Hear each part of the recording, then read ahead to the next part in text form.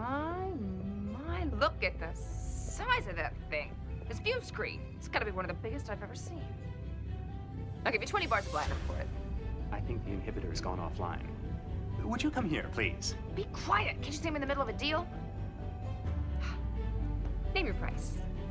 Captain Janeway. And you are?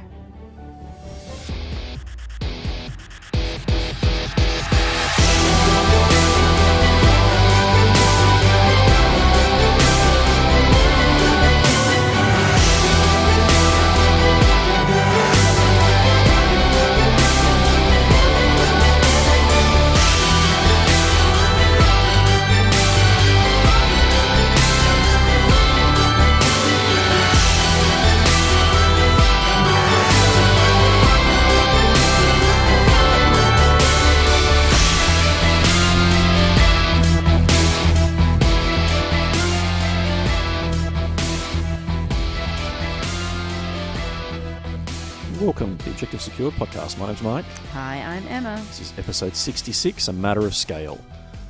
We're going to be talking about... Lizards. All things lizards. And snakes. And dragons. Ooh. And like Do dinosaurs. like dragons. Dinosaurs. No, I like dragons better. In all seriousness, though, we are going to be talking about... Nothing to do with any of those things. Miniature scale. This is We could talk about the new lizards for Blood Bowl. They're not lizards, they're snotlings. Well, I know, but I saw some lizards recently. I like your attempt. Look, I'm trying to find a link here. Fair enough. I was actually thinking about pirates, to be honest. I've seen a couple of posts in recent, obviously with everyone being home at the moment and more people spending more time on the internet, asking about model scale, miniature scale. Mm. And I found a really cool article online, and I had to read through it and then shared it with you. Mm-hmm. And it actually brings up some really interesting stuff and explains the scale of models and how it works that out and how you can categorize what the different things are. We'll share a link to the article in the show notes so that if you are interested in reading the whole fairly lengthy document, including all the pictures, like there's pictures of a bunch of different miniatures. There's also all the relevant links and information to the resources that the article use. It's even got a photo of He-Man and Luke Skywalker in there from... He-Man did draw me in. They're not necessarily scale miniatures, but they are action figures. No, but it talks about the... Yeah, it explains why they're there. Yeah. So we're going to run through the some of the interesting stuff in the article today, and also then our own thoughts about parts of it. Mm-hmm. And then if you want to go and read the whole article, there'll be a link in the show notes for you to go and check it out. In the meantime, we've got a couple of quick news items to cover today. I say quick, they never are that quick, but... we started out better. We did. I blame this on Steve. Who, Dundas? Yeah. Yeah, okay, we can do that. Only because he kept asking for longer episodes for his drive. That's it. And when I was going, no, we need to rein it in, he's going, no. Longer. Yeah. So it's his fault that we I think the hour and a half that we hour and 40 that we kind of end up at most of the time seems like a good medium. Well, that is all we've got today before our kids come back. So we need to be onto it. We've got to be structured. Let's go. Okay. The first thing I want to cover, these are three from the Warhammer community page I thought I'd talk about very quickly. The first one was published on the 17th of April called Charging and How to Do It.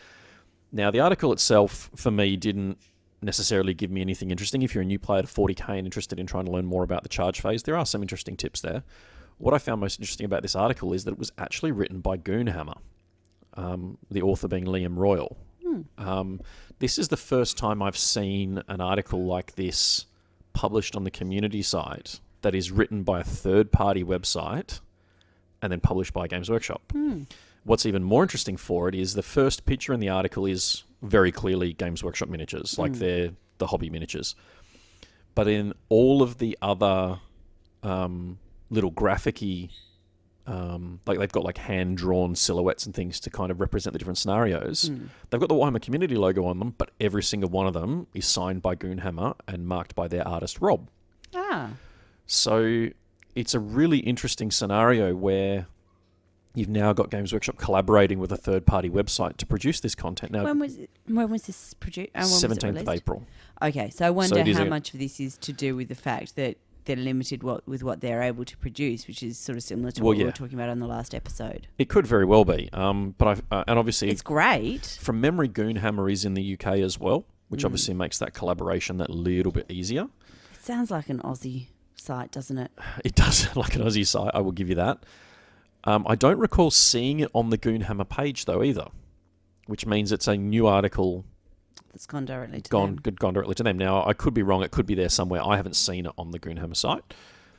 But it's definitely an interesting step for Games Workshop to incorporate third-party content that uses like the graphics they've drawn. They're all hand-drawn, and I think that's very clearly a method of ensuring they don't infringe on anyone's copyright.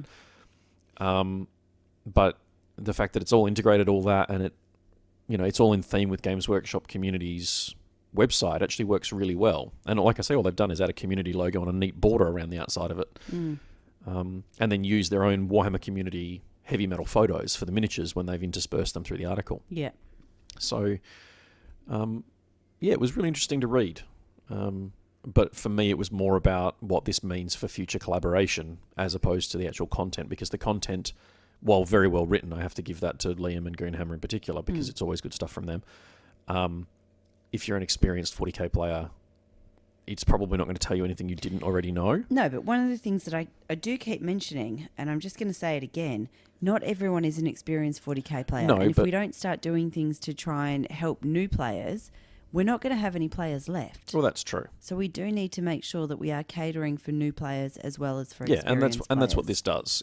And look, even if you are a relatively experienced player, I'm sure there'll be things in here, there'll be players out there who don't necessarily think in these ways to get the most out of the assault phase, or the charge phase, I should say, because this is working purely on how charges and then pile-ins and consolidates works. I definitely think it was a really good article for them to publish, and I like the fact it's a collaboration. So who knows what we'll see from them in the future. But that's only a few days old now, so yeah, interesting times for the community adding that sort of content. The second one... Now, this comes out of the back end of the Warhammer Preview 3 that they published on the 18th? Yeah, 18th. Mm-hmm. I'm going to start at the last announcement first, and then we'll go back into the content.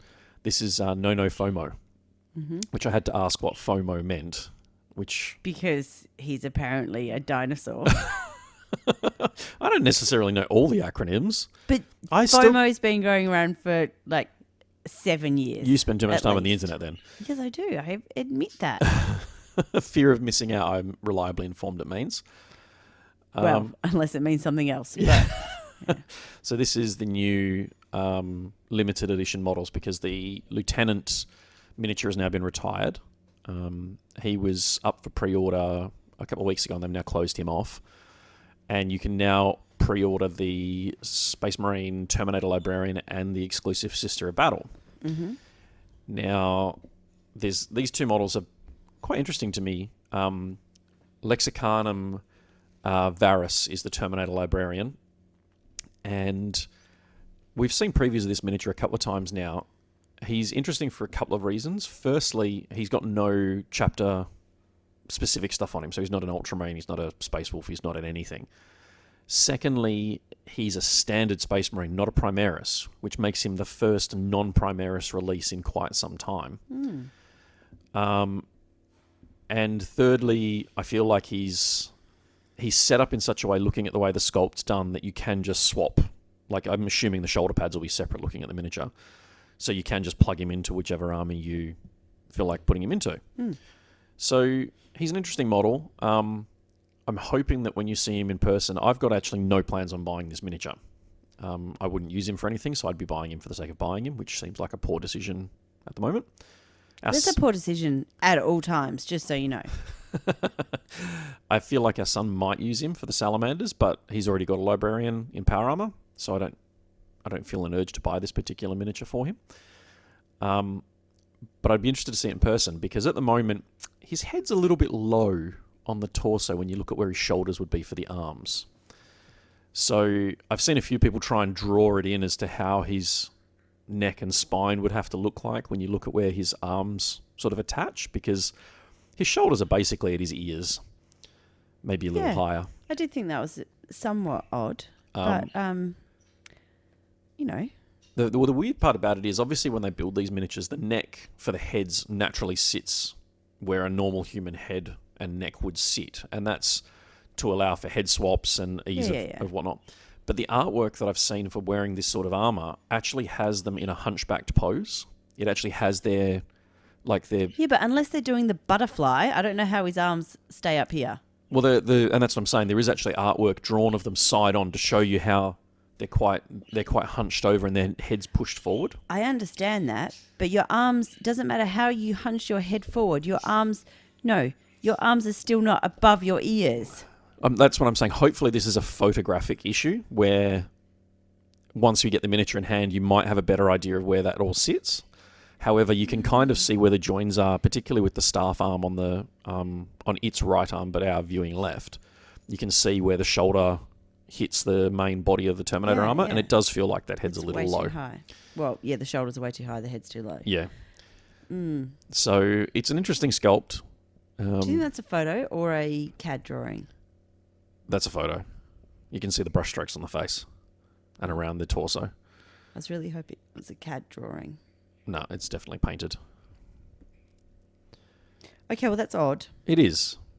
But the Sister of Battle, who is the Sister Tariana Palos, is fantastic. I really love this miniature. It is one of my favourite Sisters of Battle miniatures I've ever seen. What I love more about it is it's actually a nod to the old Codex art, which I think was 6th edition. I think it was a digital book as well. So they've actually got a scale picture of it side by side with the artwork on the article.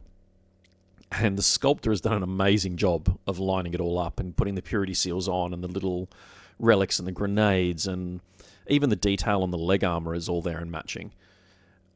She's had a bit of scale creep around the middle. Well, I've seen a few people comment about this picture and complain that it doesn't look like a woman. Okay. And I wanted to show you this and kind of go, we've had this conversation around a few female miniatures that have been released over the last couple of years.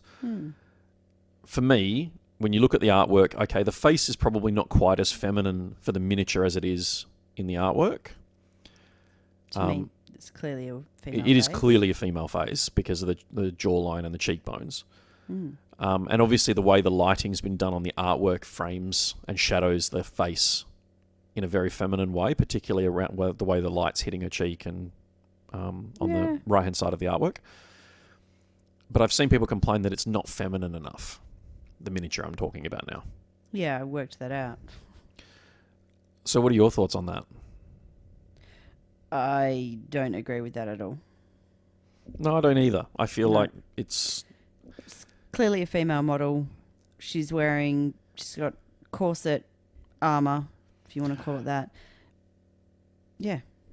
I think part of it's to do with the fact that they have this interesting habit with Games Workshop models of tending to put details on the breastplates. So they've got fleur-de-lis on the breastplate. they've got the fleur-de-lis on both of them in the artwork as well. So I'm not sure. I mean, you can see that she's got a breastplate there because it's clearly defined underneath, basically where an underwire would be. Yeah. So it's clearly defined. Her waist doesn't go in anywhere near as much as it does on the previous artwork, but she's got clearly defined boobs, she's got clearly defined waist, she's got clearly defined hips, feminine thighs. I'm not seeing anything that makes me go, oh wow, they've really androgynized that model. Yeah, exactly. Now I'm going to... And I am the first to say that. Well, I think that they've definitely drawn less attention. Is it a rosary that she's got? I've just clicked something and got out of it. Is she a rosary that she's got around her waist? Yeah, it's the inquisitorial logo on rosary beads. I'm going to give you now the picture of the new plastic Games Workshop Sisters of Battle, just the generic ones. The link I'm actually going to get you to open is the Dominions and Celestians box set. Mm-hmm. Now... This must be really exciting for the people listening at home. Well, there's going to be pictures in the show notes so you can check it out. Yep. You can obviously see when you compare the two sets of armour, the new sister is very much a more ornate set of armour. She's got more detail on her leg greaves, the fleur-de-lis on her breastplate. She's very clearly more ornamented than any of the Celestians and Dominion miniatures. And the reason I picked these ones is these are meant to be veteran sisters in this box set. Okay, so looking at Celestian, I'm really good with names, so we're going to go with the chick at the front holding with the sword. No, Pick- Celestians. Yeah, I'm looking at the Celestians now. The first, hang on. the first photo is the sword. She's got a sword. Right, sorry, second one. The one with the banner. Yeah. Okay. The one where she's in the all black. Yep. I can't make it click open. Sorry. I love that banner actually, but okay. So the woman at the front. Yep. Very clearly a woman. The one that's in the back row to the left, looking at it, I would have picked that as a man. With the visor raised or the Yep. visor down. Visor raised. Visor raised. Yeah. Yeah, So because the bolt gun's covering all of her chest, waist, hips. There is a little giveaway around her legs. Yeah, that's it. Just above the knees is a bit of a giveaway, but the face looks masculine. Yeah. So But otherwise, if you scroll up on that same page where Yeah. you've got the 5 sisters without helmets, yeah, there's a bald sister with a flamer, yep. and then you've got the veteran sister in the middle. Now, the veteran sister is what most people are saying they will use this new miniature as. Done with the cool sword. Yep. Yep. Now, even when you look at her armor, she's got the fleur-de-lis on her lower leg like the others do, but her armor is nowhere near as ornate as Sister Tiriana. Oh, I like it. Oh, no, it's a great model, but it's not, like, when you actually look at the detail that's on the new sister, in terms of, like, again, I'm going to come back to the breastplate. She's got this very detailed fleur-de-lis on it, whereas the others are just kind of plain. Yeah, And they've got kind of that It's a ridge that runs down ridge, the middle of the breastplate. And I feel like that's impacting the shape of her breastplate. In what way? It's basically flattening the new model down. Oh, do you think? I think so. Because if How much time have you spent looking at her boobs? well, enough to make me spot this and go, I'm trying to understand what people are complaining about. And I think it's because they've actually made her a realistic shape and size. There's no such thing as realistic shape and size. No, but when you compare them to the old metal sisters that I have that have huge boobs, the new plastics are more even in terms of the way they're shaped, and this one goes a little bit further again because I feel like this matches the artwork, and the artwork feels like it could be a real person. Okay, I'm just going to say boobs come in different shapes and sizes. They do. And some people have really big boobs and some people have really itty-bitty ones. But if you're from second edition Sisters of Battle, you have gigantic ones. But she doesn't in this artwork. No, she doesn't. So back on the FOMO Yeah. article, she doesn't have massive boobs. The thing that looks different here to me is that her waist, like I made a joke saying there's been some scale creep around her waist. She looks like she's had a few too many Easter eggs. From that angle, it does look quite... there's another version. She's solid. If you scroll up on that page, there's a shot of her looking over her left shoulder, where you can actually see that the shape of her waist looking from her left-hand side. And you can kind of see that sort of classic arched spine shape that she might have from the back. And again, it could just be the angle that they've taken this photo to try and match the artwork. Yeah. But I really love this miniature. I think it's a fantastic sculpt. And it's one that, were I collecting Sisters of Battle, it'd be an easy buy for me to just plug straight in as a veteran sister. Because she's not armed in any particular... Like, she's got a bolt gun. So she's no use to you, and, you know, maybe as a basic canoness with a bolt gun, but I don't even think the canoness can be armed this way. So she'd end up being a veteran sister for something. But fantastic model. Really, really like that model. Yeah, I do as well. I'm just really... this is the first time I've seen the model. So I'm really trying to look at the difference between the artwork and the model. And I think that in the model, the armor doesn't look as massive on her. Like the shoulder pads aren't as big, that kind of thing. So that makes her look a lot more dainty. In the art? Yeah, and because of that, more classically feminine. Whereas with the sculpt, you don't have those really oversized shoulder pads that are dwarfing the model. You kind of have to change the scale for the sculpt, don't you? Which is kind of what we're talking about today. Well, it is, yeah. Isn't that a beautiful link that we've come with there? Same with the Terminator. Yeah, but I just think that that's kind of one of the ways, like the idea of feminine is petite and small and that kind of thing. And you lose that because how big would those shoulder pads have to be in order to get that same dwarfing for the model? Yeah, it'd look funny. Well, yeah. Anyway, I think that might be one of the reasons, perhaps, that the model looks less feminine. Now However, I think it looks very feminine. the one part where I feel like they've let me down for these two models. Now, I'm not so upset about the Terminator Librarian, but I am upset about Sister Palos. The Terminator Librarian is $60 Australian to buy. Now, any of the Space Marine blister packed characters or the named ones are sort of that's 55 to 70 yeah. dollars, which is fine. It's not Really sad that I knew that. I say fine in relative terms Well, of it's what it's you're what going to we buy. expect. Yeah, it's comparable to what I would have expected to pay. Yeah. Um, So $60 sits nicely at the lower end of that range. yeah. Then you look at Sister Palos. She's also $60. She has no special place anything. in the game. She has no special war gear. She's not a named character. She's I really feel like we need to stop this because I'm finishing your sentences and I'm not liking it. she costs the same as the new Canoness and the new Hospitaller, who are both $60. What is she in terms of points if she's a standard sister, she's going to be like 11 or 12 points. compared to what for a librarian? Librarian and Terminator armor is probably going to be pushing 100, if not, depending on what you. And that's kind of the point I was trying to make. Yeah. You know, you've got Well, 11 to 15 points for $60 compared to 100 points for $60. Well, if you're going to buy a Sisters of Battle box set, like if you go, cool, I want to get a Battle Sisters squad. So a box set of 10 Sisters of Battle, that's $98 Australian dollars. She's 60, and she's going to essentially be a line sister. Like she could just literally be put in the squad with a bolt gun and be done with it. Yeah. And I feel like that's the big letdown for me, is that you're kind of there going, well, if they'd put her out there at 25, Yeah. like you can buy the like the Eldar Farseer, I think is $22. The Imperial Guard Commissars are that $22 to $25. Fireblade Cadre, I think, is $22. All the Eldar baseline characters, the ones that aren't named, Yeah. are that low to mid to high 20s. And if they'd put her in at that price point, I'd be going, yep, I'll just buy one. Yeah. At $60,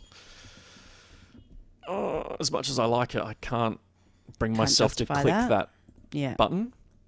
And the irony there is that the models they released recently, the Talons of the Emperor Valerian and Alea, the Sister of Silence, and the Custody character, that's a box set of 2 miniatures for $84. And I would love to buy, I'd buy that box. At $84, I'd be quite happy. Like, I'm thinking in my head going, that's $40 a model. Yeah. I'm okay with that as a price point, and I could probably get it cheaper online somewhere, but in theory, I don't have a problem with that price. At $60, she's really expensive. And I get that you have to, like, I get scale and in terms of production versus selling and all the rest of it. I totally understand that. Yeah, but there's also the thing with if you make it, say, okay. If they'd made it $30, I was going to say, I would have just ordered it. yeah, and that's kind of the thing. So at $30, how many of them would you sell? So it's slightly more expensive than the box of 10, but per model, you know what I mean? Yeah, yeah. So it works out to be slightly more expensive, but you're getting an individual that is an iconic model and it's really cool to look at and all of those kinds of things. Would you sell enough to warrant making it as opposed to selling it at $60? You know, could you sell 10 at $30, whereas you might sell one at $60? See, the fact that these are made to order makes me question whether these are just simply loss leaders to begin with, in that these are meant to be at conventions and store openings and those sorts of things. And the reason they're releasing them here is because Adepticon's not there. Yeah, no cons to release them out. So I'm just wondering whether or not these are loss leaders to begin with, because the production, there'll be a minimum of how many thousand to print, not to mention the cost of tooling the machinery. Are these miniatures literally always going to be run at a loss because they're not going to produce, like, they're going to produce what? Say the minimum runs 10,000. You're not going to cover your costs on that. So are these miniatures there purely to hype fans up, and at that point they go, well, how much can we recover? Yeah, and I think that at a con, you're much more likely to get impulse buys. Whereas, But they only ever bring those big cons with these miniatures. They might sell a couple of hundred of them. But that's part of the hype, isn't it? Yeah, it is, because yeah. there's only a couple of hundred. I need to get it, and this is the only place I can get it from. Yeah. Whereas anybody can get this on the internet. It's unlimited, effectively. Well, at the moment they are, yeah. They're on sale for 2 weeks. So, I don't know. I just feel like that would have been an easy one for them to go, you know what, Sisters of Battle are a new army. We've just had all the players that buy it fork out how much money on their new armies. Let's cut them a break. Give this miniature out at $30, even $35 probably would have been okay. I was thinking 30 would sit well. And I reckon you would have sold, like, you'd have those players, instead of buying one and going, cool, I've got one. Might buy 10. You would have had them buying 2 or 3 to scatter into squads and maybe do conversions with. At $60, it's quite expensive to do a conversion with. Well, you certainly couldn't do a whole squad of them. No, but I mean, like, a head Not swap really looks like it'd be necessary. pretty straightforward, putting a helmet on her or a different, putting 2 or 3 in an army. So moving on from there, we'll go straight to the preview that they've just done. Going same day, 18th of April. Revenge of the Preview, they've called it, which... their little nod to Star Wars, they have said there are more coming for these previews, but none until May. So we'll get a chance to go through some of this stuff. Age of Sigmar first. The giant reveal. I love the videos they're doing. I'm really enjoying them. These are the Sons of Behemat. What? Sons of Behemat. I've got to love the Aussie slur and drawl when we say weird words that Games Workshop likes to make up. So these are basically the Gargants, the giants, and they've got a scale. Sculpt is amazing, isn't it? Well, the fact like it builds skin. 3 kits. There's 3 variants that one kit builds, which is nice, and you do get 3 fairly distinct giants apart from the pose on the legs. Although it does look like one of the options is wearing sandals. So it'll be interesting. I'm assuming it's 1 kit builds 3, which is what it looks like based on the pose of the arms, and it'll probably have like 2 different sets of feet, 2 different sets of arms, kind of like a lot of those big kits these days where there's a couple of different optional pieces. So you should be able to build each one uniquely. But it's cool because they've got a scale photo of the silhouette of the new one beside the old Warhammer Giant. And the new one's freaking huge. So it'd be interesting to see. It's basically Imperial Knights for Age of Sigmar. Because from the sounds of it, you're only going to be allowed to take, 2 or 3 of the big ones, and then you'll take a couple of the little ones, and that'll be your army, which I think is a lot of fun. They've also said that you're going to be allowed to take a single of the Mega Gargants as an ally in any other army, which is what they did when they first released that plastic giant, and then they realized that it would only go in 1 or 2 armies. So they gave it like a mercenary style rule that'll let it go into everything. So it'll be interesting to see what the rules are. They've only shown us the 3 models at the moment, or the 1 model with 3 variations. They're called the Gatebreaker, War Stomper, and Kraken Eater. Yeah. And then the little one, the new or the old giant, is the Ale Guzzler Gargant.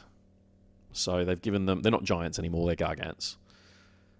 I really like these miniatures. And assuming they are an Imperial Knight style army for Age of Sigmar, you will be playing with 5 miniatures, 6 miniatures. I do love that one of the Sons of Behemat is called Ale Guzzler.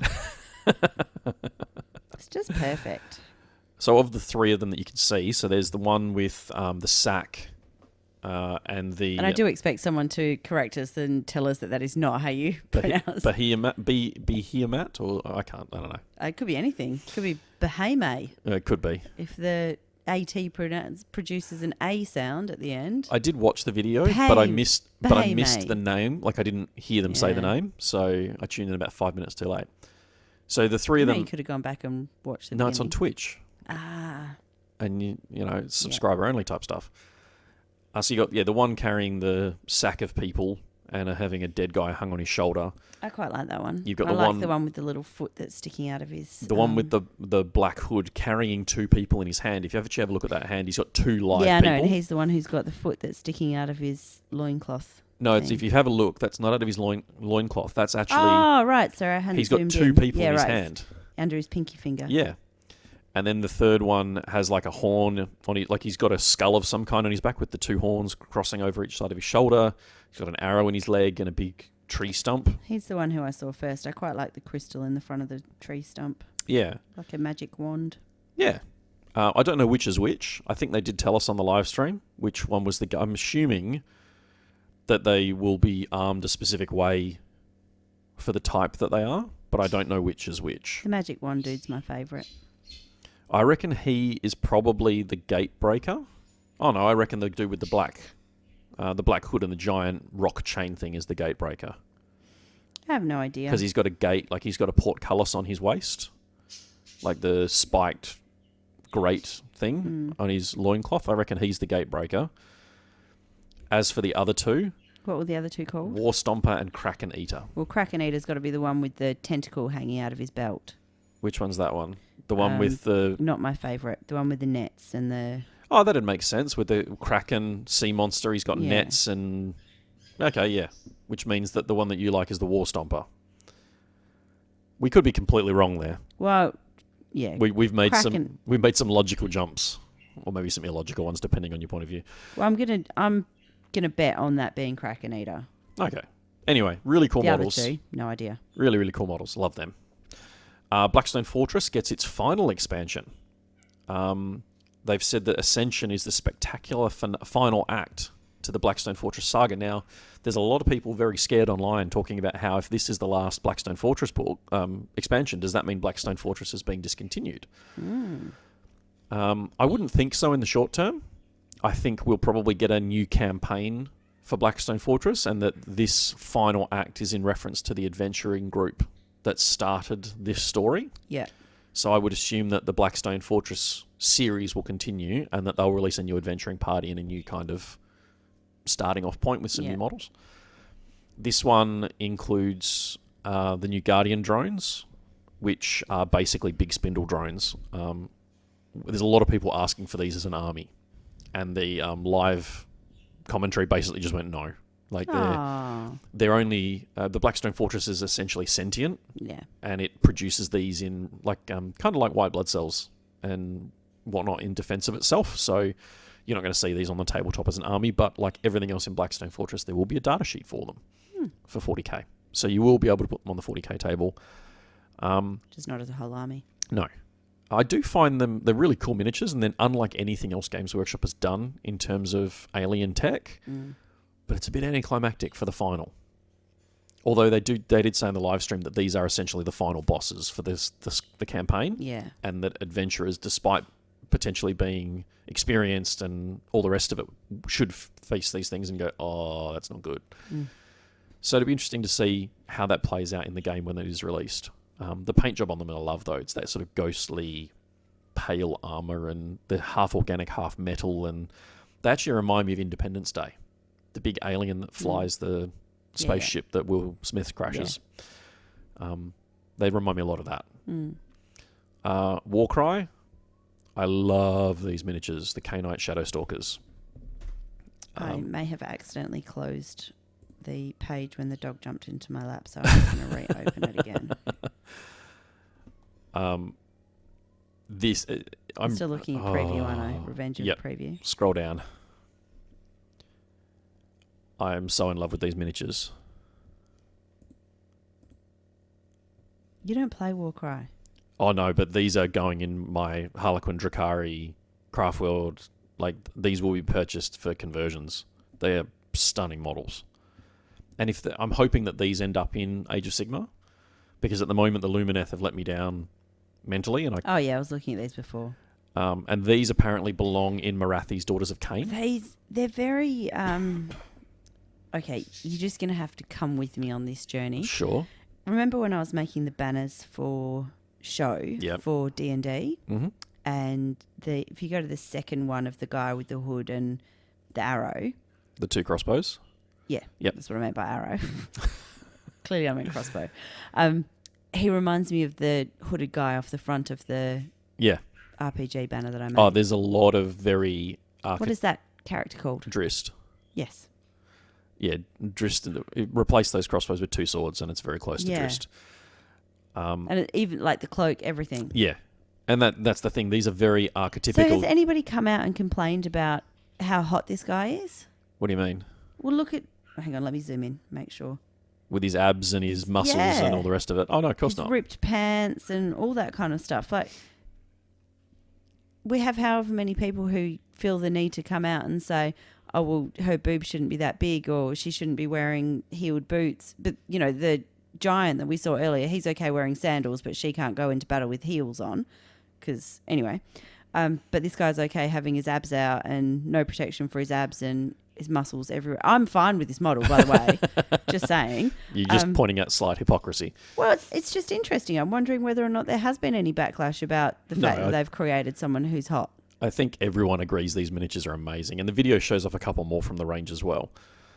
And the range as a whole, like I say, belonged to the Daughters of Cain, which was an army I was interested in for Age of Sigmar, but the range wasn't there. So I'm really hoping that these get expanded into the Age of Sigmar range for the Daughters of Cain, because that'd see me fall that way.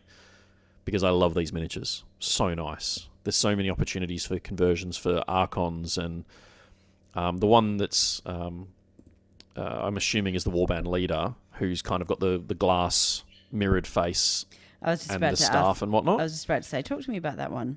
So the way they described it, the reason their cloaks and things look the way they do is that they're kind of transitioning from material to shadow. So their cloaks and stuff almost become liquid and move through. So I think it's a he. Oh, really? I would have picked it as a she. I'm just looking at the shoulders. That's why I would have picked it as a she. Okay.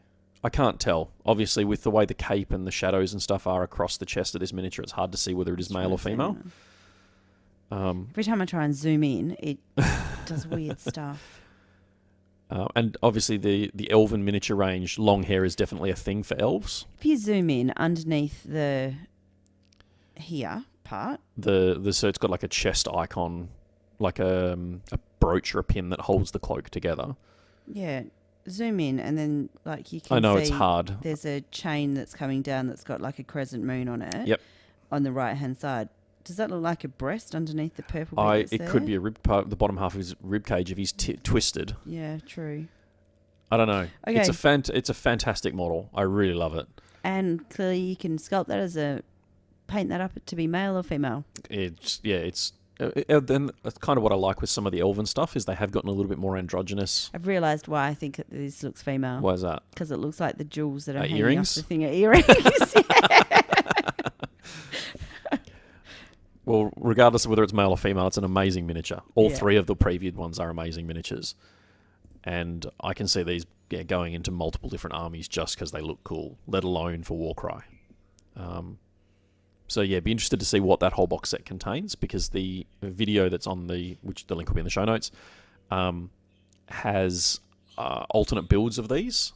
So at least the one with the big sort of sweeping cape that's kind of ironically the least interesting of the three shown, because of that cape covering most of the body. And I get that they did this photo to show the cape transition, but it's probably the least interesting of the three. Yeah, it is. I reckon that one's a female. Yes, I do too, and I really don't like it.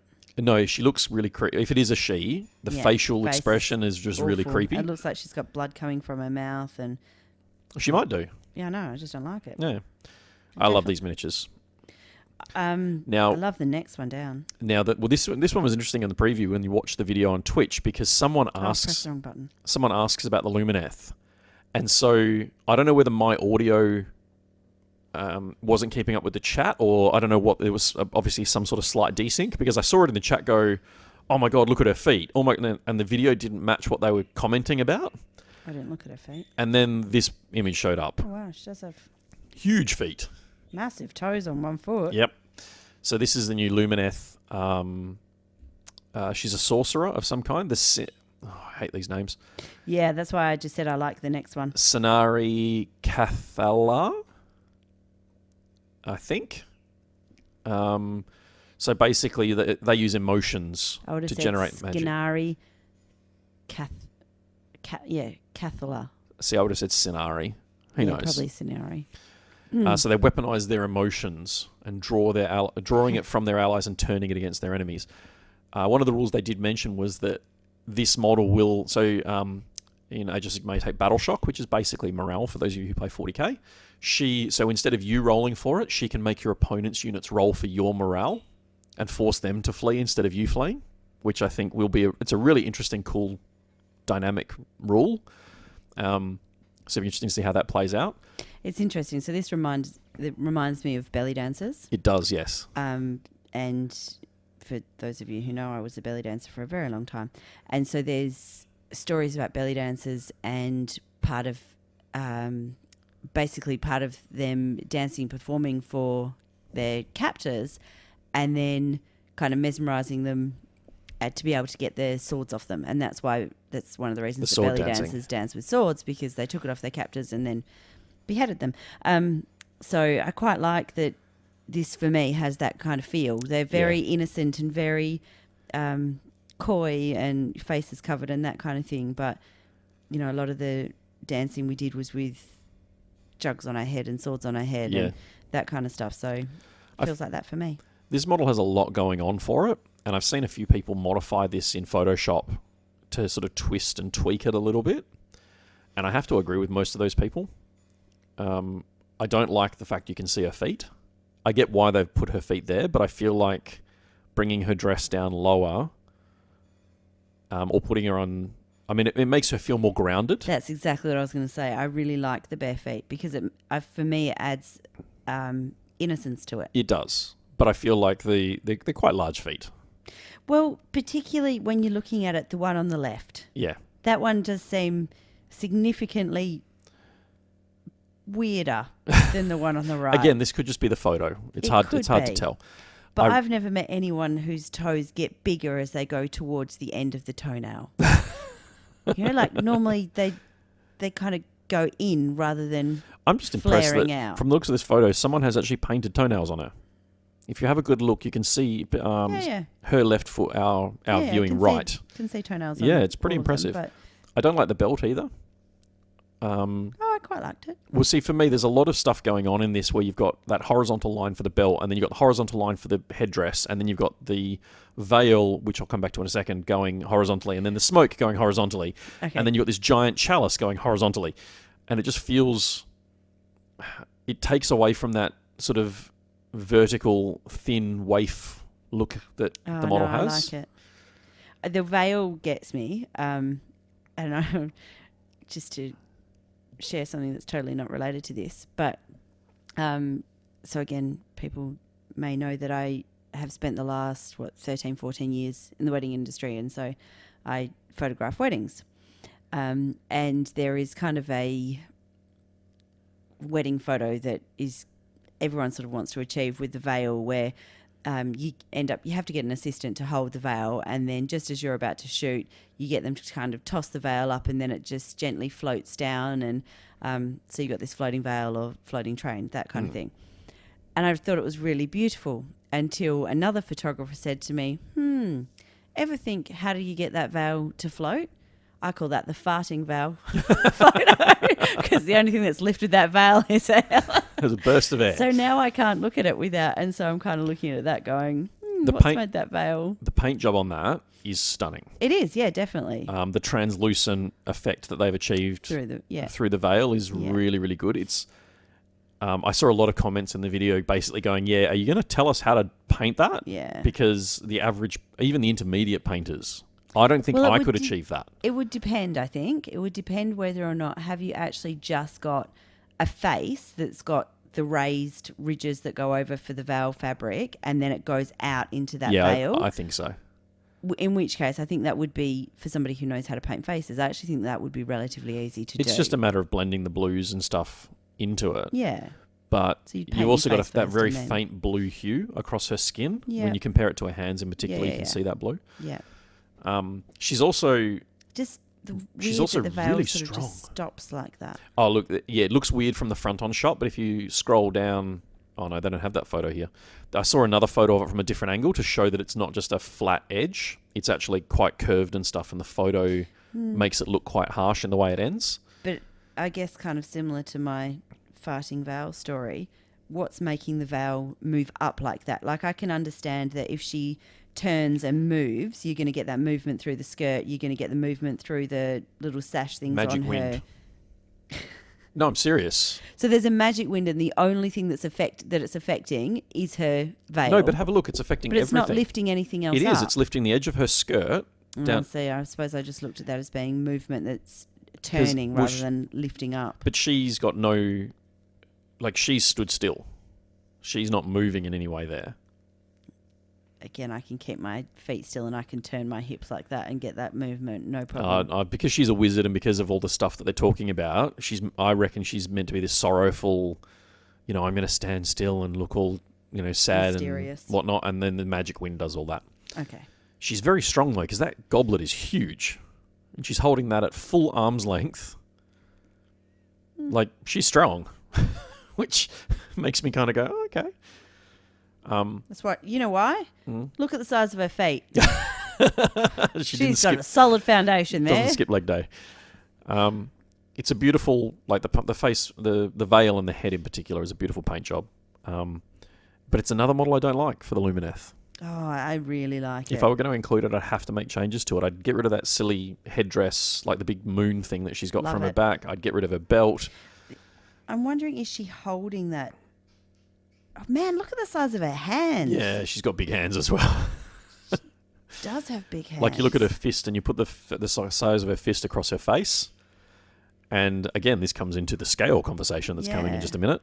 Well, we kind of really need to get onto that scale conversation because I think we've been talking for... We have been talking a little bit, but that's okay. We're going to move on now to the snotlings for Blood Bowl. They are massive hands. They are massive hands. Like, you work out when I was doing art and design, they tell you that an open hand, like in terms of your hand flat on the table, fingers naturally splayed, is normally about the size of your face. And I'm talking your face, not your head. I was going to say, my hand goes from my chin to my... Okay, I don't know if you have an... I don't know. No, it's if you put Mine goes from my chin to my eyebrows. just above your eyebrows. Yeah, and if you put the bottom of the palm of your hand on your chin, the tip of your fingers should basically just... Yours are above. I was about to say just sneak past your eyebrows. And hers is going to be very much... Cover it. I Massive. think she could just put the heel of hold her her head. hand and her knuckles would hit her eyebrows. Yeah, but that's part of the heroic scale thing that happens with miniatures. Snotlings. Blood Bowl Snotlings. I love this team. I love that the team comes with a pump wagon. The pump wagon is a miniature that is returned from fantasy battles and is now back on the Blood Bowl pitch. I can see a lot of Blood Bowl players getting involved with this team. I can see a lot of Orc players buying them. Yeah, I was thinking just the to same. put these models onto different vehicles. And I love the one that's throwing the boulder that's... so those alive apparently are with teeth. fungus. Oh. So the boulder and the one that's Oh, that's so cute! the one that's riding Riding the the boulder, boulder. which they're both actually proto squigs. They're fungus. I actually really love them. I love the one that's on the stilts. So the one that's got his sock on his head. Yeah. If you go back a screen, there's one with a bandage on his nose and only one sock. Yeah. So you've got one running away with a sock from the other one. You've got one on stilts. You've got one blowing a horn. You've got a one that thinks he's a wizard. Yeah, they're really cool models. And the pump wagon's fantastic as well. So apparently this is going to... If you're playing a goblin team or a halfling team in Blood Bowl and you're playing on hard mode, this is playing on super hard mode. Because they're only strength 1. Which means that you're basically 2 dice picking the worst, or your opponent picking the result for any block against a halfling and 3 dice against a basic human. So I think I've got that right. It's been a while since I played Blood Bowl. But I love the whole range is fantastic. It's all plastic as well. Oh. And the fact you do get the pump wagon in the set is great. Yeah. So it'd be interesting to see how that range expands and what that does. But yeah. Horus Heresy, very quickly. This miniature has been... Soul Tarvets. Yep, Sol was one of the original named Space Marines from the original epic, which was actually called Space Marine, ironically, back in 1988. And he reappeared in I think it was the very first Yeah, it was. It was the very first. Maybe it was the second. Definitely, he was in the second and the third for sure. Horus Heresy books. Yeah. And he dies on Istvan 3. Don't spoil it. It's in the article. But he got rules in the very first 6th edition publication of the Horus Heresy game. And it's taken them this long to release a model for it. It's a fantastic model. I really love it. I don't necessarily agree with the He-Man hair because I'd never pictured him with He-Man hair. It's funny because I was thinking the He-Man hair is very... for me, it feels right. It's very Emperor's Children, so it does perfectly fit with the style of the army that it is. But a lot of the artwork I've seen him, he has cropped hair. Yeah. More military style. Yeah, I was going to say, I suppose I can imagine him with like the buzz cut type thing. It's kind of like a Dolph Lundgren flat top, yeah. But no, for me, it fits. It's a really beautiful model. The detail Love the purple. The detail on the armor is insane, particularly across the greave. His right arm that's closest to the viewer, with all the wings and stuff sculpted into it, look fantastic. I love the sculpted stuff on the bottom of what would be his left leg. Oh yeah. It's a really beautiful model, and I'm hoping that this means we are going to start seeing some of the gaps in the Heresy range filled, because, like I say, this model is probably... 6th edition came out in 2012, so he must have... The rules for him must now be 6+ years old. 7 years old, something like that. So it's great to see him finally getting a miniature to put on the table. Psychic Awakening Pariah is the last one that we'll cover. Oh, good, because I'm really, really hungry. Okay. So if we could... There's 2 miniatures to talk about. The first is Illuminator Zeras, which is the Necron character. Yeah. I'm not a fan of the Necrons. I love this miniature, except I can appreciate the fact they've got the big sort of rocky thing that he's standing on, which they've liked to do regularly in the recent years. And he's on a 60mm base, so he's a dreadnought size, so he's not little. What I don't like is the dude on the ground. Oh, that's the part that I liked. And looking at the way his hand, the Illuminator's hand is sculpted, because basically he's sucking life force, soul, whatever it happens to be, and shredding him in the process, because you can see his skin flaying off. Yeah. I would actually remove the laser beam from the staff. I'd remove the dude on the ground entirely, and I'd remove that gore spray, and then I'd just tilt the head of Zeras up rather than looking down at his prey, because that's the bit I don't like about this model. That's the only bit of the model that I like. Oh no, see, it just doesn't. Even the sort of the ghostly stuff that you've started to see on, the Incarn that sat here waiting for paint with the big sort of ghostly swirl, and Nagash and the Nighthaunt range for Age of Sigmar. That's always like smoke and fire and stuff on sculpted miniatures never looks right to me. It doesn't matter how you paint it; it never looks right. Okay, yeah.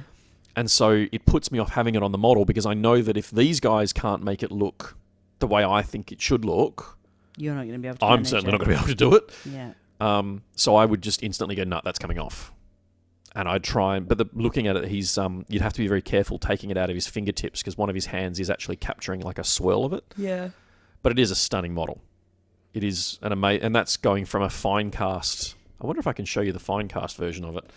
It doesn't matter. I'll try and have a link to it in the show notes. I'd just like to say the next model, Draxus, has a dragon. Yes, she does.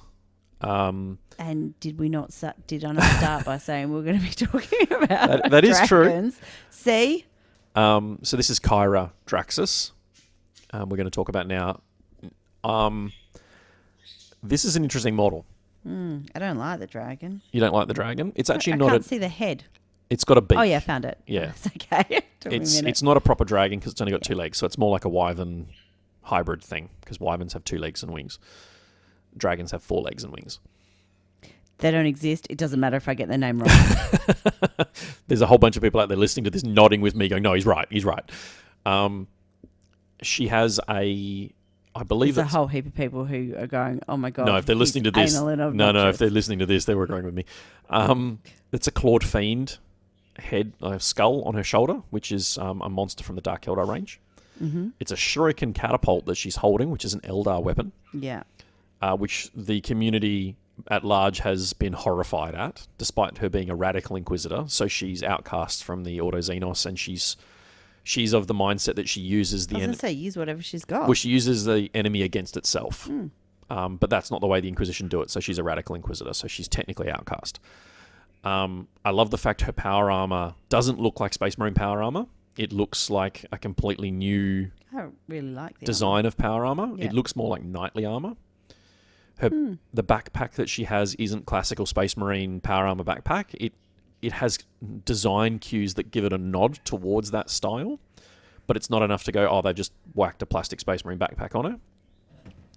The Power Fist is the same. It's a big sort of chunky gauntlet that looks like her hand would actually go into. The bald head is an interesting design choice. She was that in the artwork that we saw when Psychic Awakening first started. And I've seen a few people say it looks like Tilda Swinton from Doctor Strange, the ancient one, because of the bald head and and whatnot. I don't see that. Just two bald-headed chicks. And the last comment to make, no boob plate. No. None whatsoever. She does have that sort of knightly... Yeah. There's a shield that's attached to her left arm and vambrace that kind of swing across to give it a very knightly feel. It is actually quite a plain miniature when you look at it. Like, the armor doesn't have a lot of ornamentation on it. The cape is all painted on detail. Like, she's quite plain. I don't think that's a bad thing. No, I don't think it's a bad thing at all. But it's interesting to see. Zoom in and my Because screen keeps Games Workshop crashing. have a habit of, for named characters in particular, making them overly ornate. loading deep. I mean, look at the Sister of Battle we saw Yeah. not half an hour ago. And then you look at this and you go, where like there's one purity seal on the Shuriken weapon, but there's no... But I kind of feel like There's there's no- one purity seal on that, but that's not her. She stole it. Well, it's been purified so she can use it, basically, because it's Eldar. But it's missing a lot of the normal ostentatious details that Games Workshop is known for these sort of miniatures. I really like that armor. It's really cool, isn't it? It is, and I don't think that. Yeah, I don't think that she necessarily needs boot plate. No, she definitely doesn't. You No. know? So And this will be another miniature that gets converted instantly by anyone who wants a generic Inquisitor, because that head will be separate. And you'll be able to chop the Power Fist off in favour of a Power Sword, or, replacing that from the elbow down will be easy. Replacing the Shuriken Catapult will be easy. This is just begging for conversion for other models if you need another Inquisitor. There's something a bit more love generic. the knees. It's a very... Even though it is really plain, and I'm normally one that goes for ornate and pretty, I really love it. Even the way she's posed and that raised leg, her left, our viewing right. Yeah. If you have a look at the back of the heel, she hasn't got heels at all, but the feet, she hasn't got high heels, is Yeah, what I know I mean. what you mean. But her feet and her calves and her lower legs still have that feminine shape to them, which is a nice nod. Whereas it's very practical armor. Like, it looks like it would actually work. There's a few bits that maybe don't make as much sense, Yeah. but it's a really practical set of armor that you wouldn't typically expect to see on a female model. Like 10 years ago, this would just be unheard of. So, yeah, I really like it. I've seen plenty of people who don't. Do you know who drew it? Like, who designed it? No, they don't tend to give us the designers' details these days. They will do once it's Feels like released. this was designed by a woman. It'd be interesting to find out. It would be. Like, the whole outfit that she's wearing feels like female clothing. Like the Okay, yeah. the collar line. line and that kind of stuff that's there, even though it's very plain, so for me it feels very I will email people and ask. I might be able to find out. would just be interesting. Yeah. But I Beautiful. suppose a lot of women's clothes are designed by men, so I don't know why it would make a difference whether it was designed by a man or a woman. Beautiful miniature regardless. Yeah. So that's the last preview for Pariah that we've seen. I'm assuming that we'll get proper previews of the Death Watch are due for release in the next couple of weeks in the White Dwarf for May. The Harlequins I'm assuming will be June or July. And then we've got War of the Spider, Machine War, then War of the Spider. Machine War is meant to be this month, and obviously it hasn't happened and it won't happen. The lockdown for the UK has been extended by 3 weeks, which means that Games Workshop aren't opening their doors now until, at the best case, probably mid or end of May. Oh, wow. So that's my cousin's wedding. That's going to mean, for those of you hobbyists who aren't having a wedding in May, that means Machine War at the best case is going to be May. And then obviously War of the Spider gets pushed back, and then as does Pariah. So we might not have these books until July or maybe August, depending on what goes on. Or they might just come out and push them out every fortnight and bang, bang, bang, bang, bang in the lead up, because they obviously want to get as much in as they can before the end of May, because that's the end of their financial year. So, but some great releases and some very exciting stuff. I'm really pleased that Games Workshop are still sharing this stuff with us. Yeah. Even if we can't order or buy them or do anything with them, it's nice for them to engage the community and show it all off. It's building the excitement, if nothing else. It is, yeah. So we'll leave it there. Oh, good. Didn't you have one thing you wanted to include here?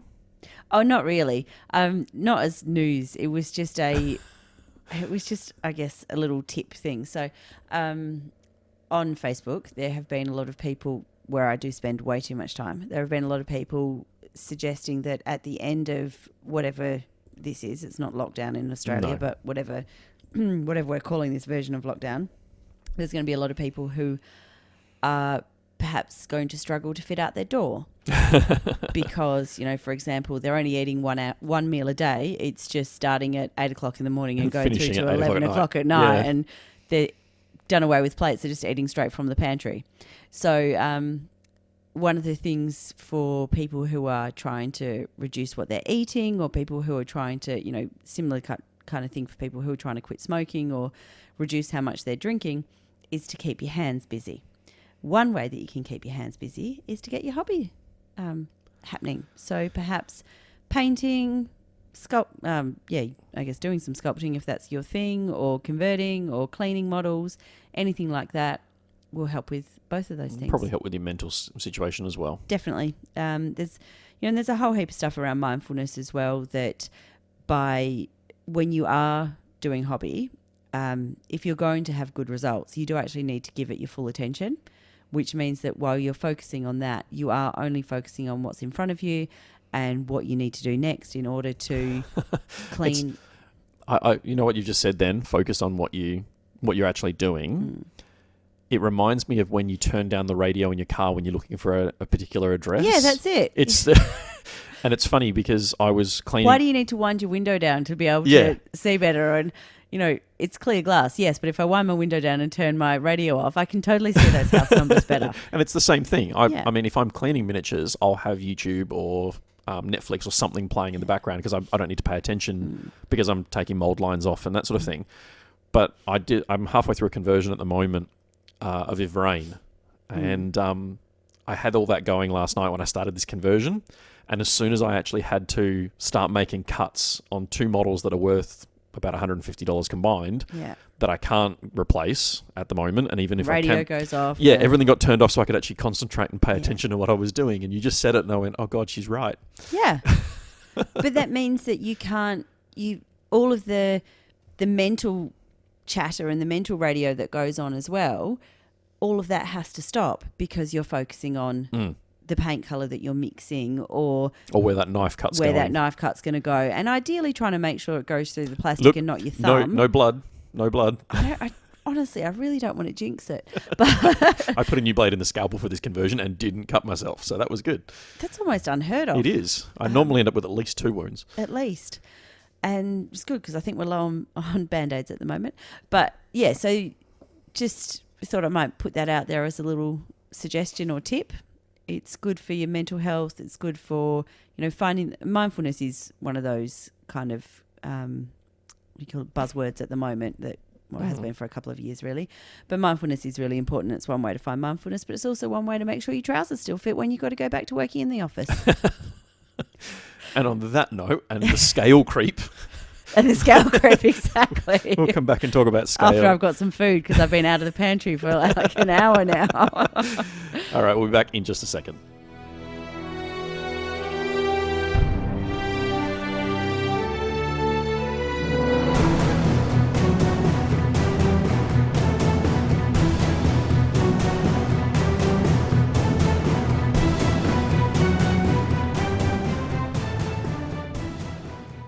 all right, since we left on the scales, or at least the weighing scales, we're going to come back and talk miniature scale now.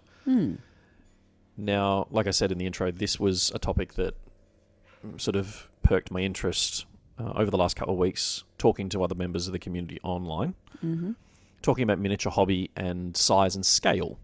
Yeah. And I found an article that actually explains miniature size and scale. It's a relatively recent article. It was updated 30th of March. Yeah, so it's only a few weeks old now, which is probably why most people haven't seen it. Well, it says updated, so I wonder whether or not. Well, the website in question, the category was last updated on the 30th. This article was actually published on the 23rd. January, yeah. No, 23rd of 23rd January. of January, yeah. And it actually goes through and talks about miniature scale, proportions, matching miniatures and scenery, vehicle sizes, and then obviously the resources that it came with. So rather than actually just reading the article, I thought we'd pick out the relevant points of the article and then kind of expand and talk about some of the miniatures we've just seen and some of the miniatures we do see at tournaments and events and kind of compare them. So I only have one key takeaway, so shall I go first? Go for it. I think the key takeaway for me was talking about, when it talks about Games Workshop miniatures, that the idea is that actually all of their miniatures were supposed to be the same size. Because it doesn't matter what size the miniatures are, it's actually about what size the base is. Yeah, so that's the difference between relative scale and absolute scale. So the idea is that I read this 2 hours ago. Let's hope I can hold on to it. The idea is that this is absolute scale. Yeah, Games Workshop uses absolute scale. And so it's 28 millimeters, which means every model should be 28 millimeters from base to eye line. Yeah. And 32 from base to the top of the head. Yes. Now, that's really interesting because I'm wondering whether or not there are any models that are on this table in the current at the range, moment. probably not. That are, 28 mils from base to... No, see, they're all Harlequins. They're a hard one because the Eldar aren't human. The Eldar are taller and longer than... But that's the thing. With reading they should be all be... So every model should be the same size. Because it doesn't matter how big the model is. It's about the base that you put it on. And you know what? When you go back to the 1990s... 1990s and probably even the early 2000s, that would have been the case. There are photos of Space Marines stood beside Imperial Guardsmen that are exactly the same height. And the Eldar Guardians are the same height again, and so on and so forth. And it doesn't happen, particularly... Probably from around 5th edition and 6th edition, the scale creep kind of started. And I think that Games Workshop has lost its scale in recent years. Yeah, and that's, I guess, so just taking it back a step, for people who are like me and didn't really understand the difference between relative and absolute scale.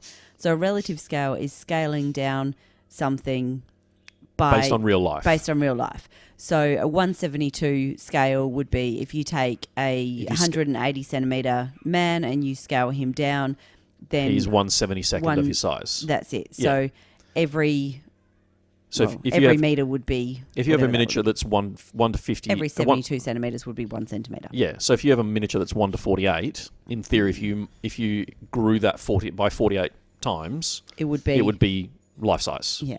And everything would be life size. And the eyes are in the right place. So the eyes would be smack in the middle of the head rather than 3/4 of the way up there.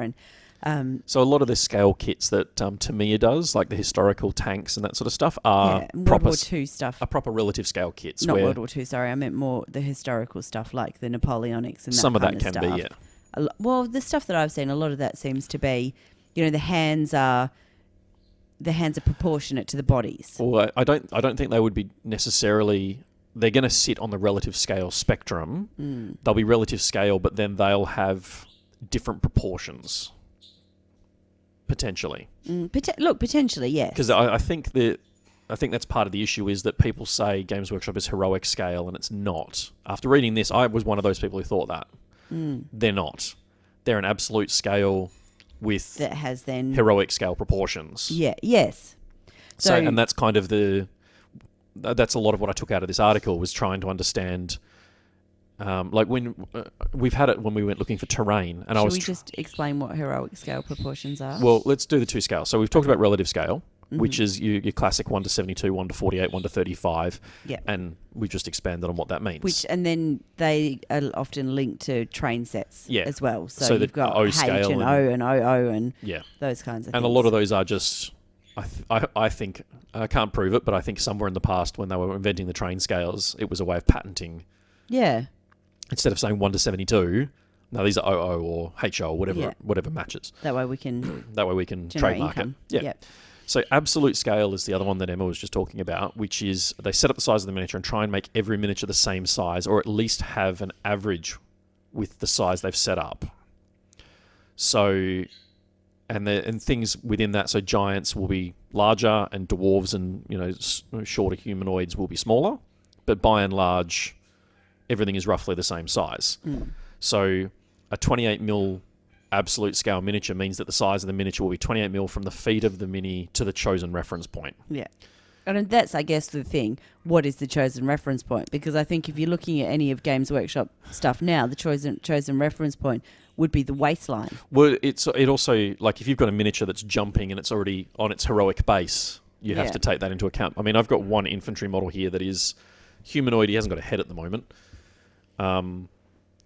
He would be, I reckon he'd be close to 28mm to his eyes. Yeah. He's probably more like 30 or 32. Yeah, I probably would put him close to 40. Nah, he's not that big. Let's have a look. He hasn't got a head at the moment. You can see where his neck is. So this is the Vizark. So this is a miniature released at the tail end of 7th edition. Yeah, I'd say he's 35. probably 30 to 35, somewhere in that space, where his eyeline would be. So one of the biggest things about absolute scale is that the given size is not the average size of a human male, which is what a lot of people claim, is that 28mm is meant to be the size of an average human. And invariably that's referencing a male because of the whole historics and soldier thing. No matter what the size of the original model would be, all of them are resized to fit the given scale in an absolute scale scenario. So they should be roughly the same size. So the example they give is an administratum worker in 40k, a muscle band jungle fighter, and a giant space marine, or even a Terminator space marine, are all about the same size. The original, and the comment goes on to say the original game had no intention to use the size of the miniature in relation to the game area. It was the base. Yeah, and that's the thing that I found most interesting. Yeah. Given the amount of debate that we've had about bases. Yeah. And I think that's been lost over the years as the game designers for 40k have changed and moved on and so on. And if they went back to that, I think it'd help at no end. But I'll be buggered if I'm rebasing more stuff. And that's where we'd end up. So the different reference points is the other part of absolute scale, and it actually depends on the sculptor when they determine the scale point. Because if they say they're doing a 28mm miniature, and it's meant to be from the feet to a certain point, if one sculptor, like you hinted at, said, okay, well, the 28mm point is going to be the belt for a Primera Space Marine, and then another guy went, well, the 28mm is going to be its eye line for a Termagant, they're in absolute scale. And that meets the scale requirements. So the most common ones, though, are to the top of the figure, to the top of the head, and to the eye level. They're the kind of the three most common reference points used when designing a miniature for absolute scale. Be interesting to see what would happen if Games Workshop went back to that, wouldn't it?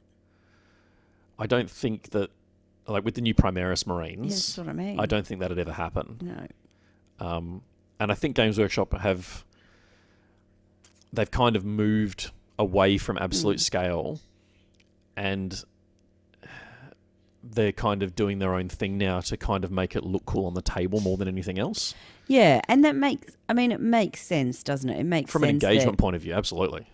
And it makes sense that a model that you would have, a dwarf would be much smaller than a Space Marine, or they would probably not. There are space dwarves. Okay, yeah. They're called squats. Demigurg. They got eaten by Tyranids. I do quite like the squats. So it does make sense from a logical perspective, but not if you're looking at it around the scale stuff, which is what we're actually looking at the moment. Yeah. Okay. So there's the other part. It's a relative absolute scale. So some miniature designers and companies use a scale reference that refers to the average size of a human instead of calculating the exact relative size. Yeah. Which is actually where I think it's sort of a hybrid between relative and absolute. And I think this is probably where Games Workshop sits most of the time. I don't know. I still think they're kind of just going, hey, what looks this cool. looks cool. Oh no, absolutely. But I think this is where they're moving towards. In that, I think there should be another one that says rule of cool, and that's where they're moving towards. yeah. But I mean, if you go back to looking at this and you go, okay, well, the average human, say it is 28 mil scale or 32 mil scale, Yeah. most of which are ironically about 1/56th. Yeah. In terms of relative scale.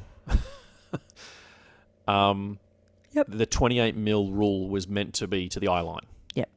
And the 32 mil miniature is to the top of the head, yeah. which is essentially 28 mil anyway. It's the same.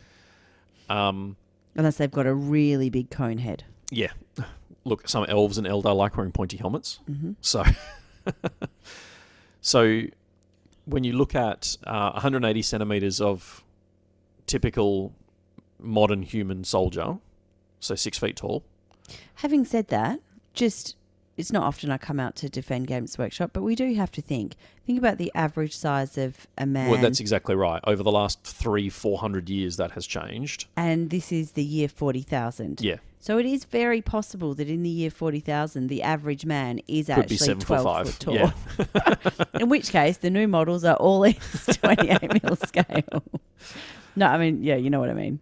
So 156. there's a cool chart here in this article that basically sits there and goes, cool, if the top of the head is 32 mil, the eye level realistic should be 29 mil. If it's heroic, it's 30 mil, and that miniature is 156 scale. Mm-hmm. So it's quite an interesting dynamic where you can then go, okay, cool, if an average character is 180 and they're heroic, they're this, but if they're a 1900s human, their average height is this, which means their heroic head size would be this, and it actually goes quite in depth into what all that interrelates to when you try and hybridize relative scale and absolute scale, which is kind of what this is talking about. Yeah. I feel like this is, in terms of these three sort of categories, this is where Games Workshop sits at the moment, is relative absolute. In that they take the best bits of relative so that it looks like everything belongs at the, like that's where they're going towards, because the Primaris are distinctly bigger. And even if you look at the Harlequin sculpts from 6th edition, they are distinctly taller than a human. And the Eldar have always been described as being taller and thinner than a human. And I think that the irony is when you put them beside like a Catachan Jungle Fighter from 3rd edition, so the very tail end of 1999, 2000, 2001, those miniatures have biceps that are, 3/4 the width of their chest because they're in proper absolute scale. So they're the same height as Space Marines from the same era, but their proportions are different, which is kind of the second part of this conversation. So the first thing to think about when you talk about any sort of miniature, whether it's from Weird, Privateer Press, Games Workshop, or any other, is the scale that they choose to talk about doesn't necessarily represent a relative scale. It's very easy for someone to go, this is a 28mm miniature. 28mm what? Yeah. And most manufacturers I've seen don't clarify what that is. Well, this is the first time I'd ever read anything like this.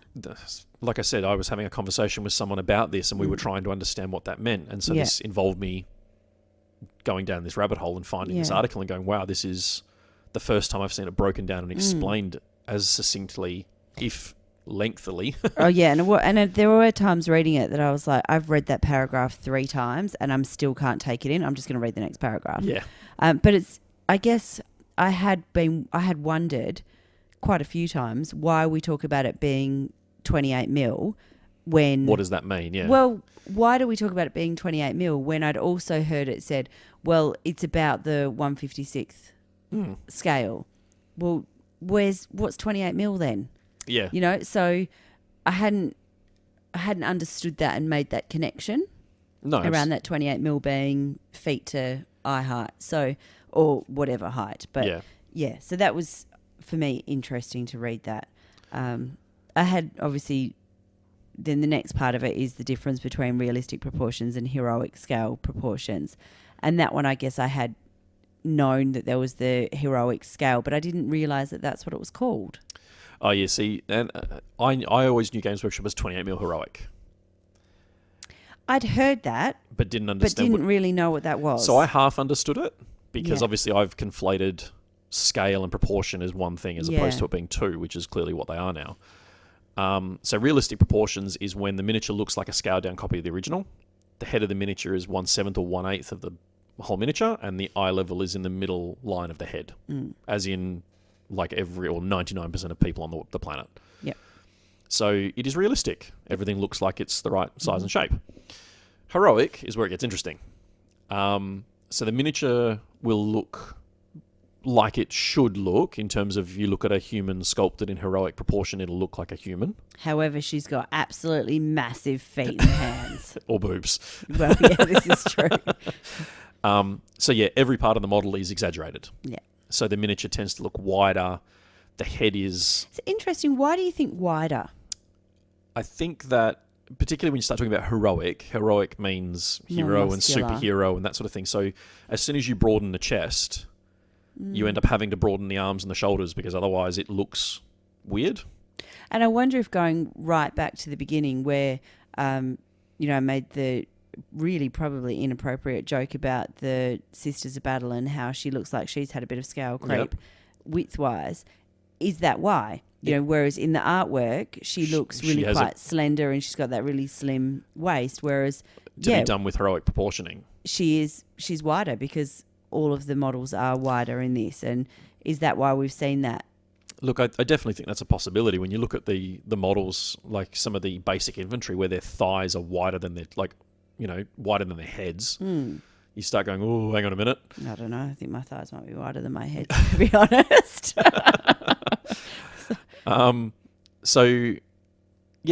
Heroic scale is about making them look larger than life, essentially. So the head tends to be oversized. Yep. I just thought, well, I guess perhaps it is. I just thought it was to make it easier to paint. And the face takes up more space on the head. Yep. Generally speaking. So the eyes are higher up and everything is, bigger so you can paint those details in. Yeah. And the other common thing you see with it is hands, feet, and weapons are bigger, which on that Lumineth miniature ticks those boxes and goes, cool, hands are bigger, feet are bigger, giant goblet. Again, I've never seen toes that do that kind of splaying out, like a reverse triangle. Well, it's a triangle, isn't it? But you know what I mean. The other thing that it's very important to mention with this is that heroic scale is different to heroic proportions that are used in art. Because heroic proportions in art generally has a smaller head to make the body look bigger and like things like Superman and He-Man. So heroic scale is different to that. Heroic scale proportions is different to heroic proportions. Yeah. Not to try and get this to be confusing in any way. No. It's confusing enough reading the article, let alone trying to explain it. Top-down proportions, it goes on to talk about, which, by the way, I cannot understand that at all. Okay, so... I mean, I can understand it. I just don't know why you do it. Well, let's finish the heroic scale proportions first. I thought we had. I was moving on. I know you were moving on. I only had a banana, just in case people are wondering. I'm still hungry. So really hungry. So the body is 50% wider than a realistically proportioned miniature, which comes back to your comment about the Sister of Battle. Yep. The out of proportion nature of the miniature can cause your eyes to be tricked and cause you to kind of go, hang on a minute, if absolute size is used to eye level and we're wide, like it can make a model look fat and round. Yeah, and I guess it definitely can. And talking about the, with the hands and stuff like that, we did go through earlier and go, okay, well, on a person, the heel of your palm would touch your chin and your fingers would touch your eyebrows. The model that we were talking about, her entire palm would cover her entire face. Whole head, yeah. And her face, if you look at her eye line, is big, significantly higher on her head than it should be. What I really like about this article as well is it explains vehicles and weapons, because for a lot of the 1 to 56 scale heroic miniatures, so we're talking Games Workshop, the weapons are 1 to 48 or even 1 to 35 in scale. To make them basically more heroic. They look bigger and scarier, and I think... Or just cooler. Well, this is one of the reasons why cosplays can often look really strange for Games Workshop miniatures, because you've got this miniature that is a relative absolute scale using weapons that are sometimes this scale but sometimes this scale. Yeah. And then they kind of mash them together so they look cool, and then when you try and make a human look like that, it just doesn't work. it can work, and guys like Sardoin's Foundry, and there's a guy in, I want to say it's Queensland, who's done a Terminator suit of armour. The suit itself is stunning, but when he wears it, his head is teeny tiny, but the suit's the right size. Yeah. And I think that's one of the challenges for any cosplayer wanting to do heroic miniature scale, relative absolute scale Yeah. miniature cosplays. And this is where I kept losing it when I was reading through and just ploughing on. Just keep going. So vehicles often use 1 to 48 or even 1 to 35 for the same reason. Yeah. Because it just makes them look right compared to the miniatures that are on the table. It does. I mean, yes, definitely. You kind of look at this. If you had a tank that was the same size as a Space Marine, you're like, oh, yeah, and I'm supposed to fit 50 of them in that, am I? So they just changed the scaling on them to make them look cool. More appropriate. Yeah. But it does also give space to allow for intricate details and that kind of thing as well. Yeah, it talks about weapons and equipment are usually 3 times as thick as their normal proportion counterparts to make them hold better detail and also to make them fit the overall look of the range.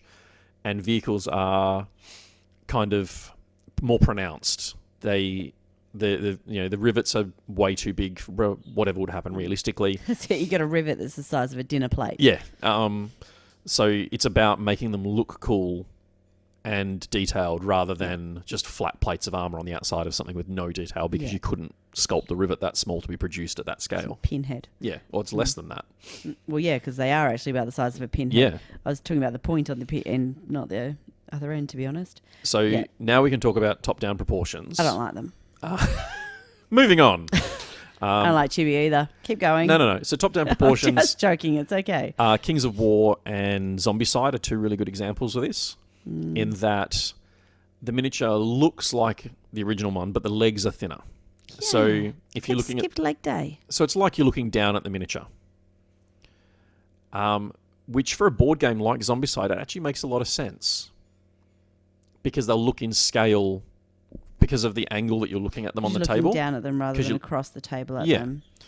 So it's definitely an aesthetic for a miniature painter that could be hard to wrap your head around because you're used to painting them looking at them front on. Okay, yeah, sorry. I was just, when I had read this must have been one of the things that I had misread. So it says, from a higher viewpoint, it looks as though the creature is so large that the legs look tiny due to perspective distortion. Yeah. I was like, well, that doesn't make any sense. Why would you do that if it's making it look even worse due to perspective? And then I've just understood what it actually meant. So it works really well for that sort of...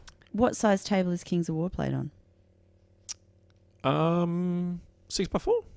Okay. So you'd be stood up looking down at that. Looking across a table rather than... But across and down. Because obviously you're not playing the game at 6 feet or eye height. Well, half of our people...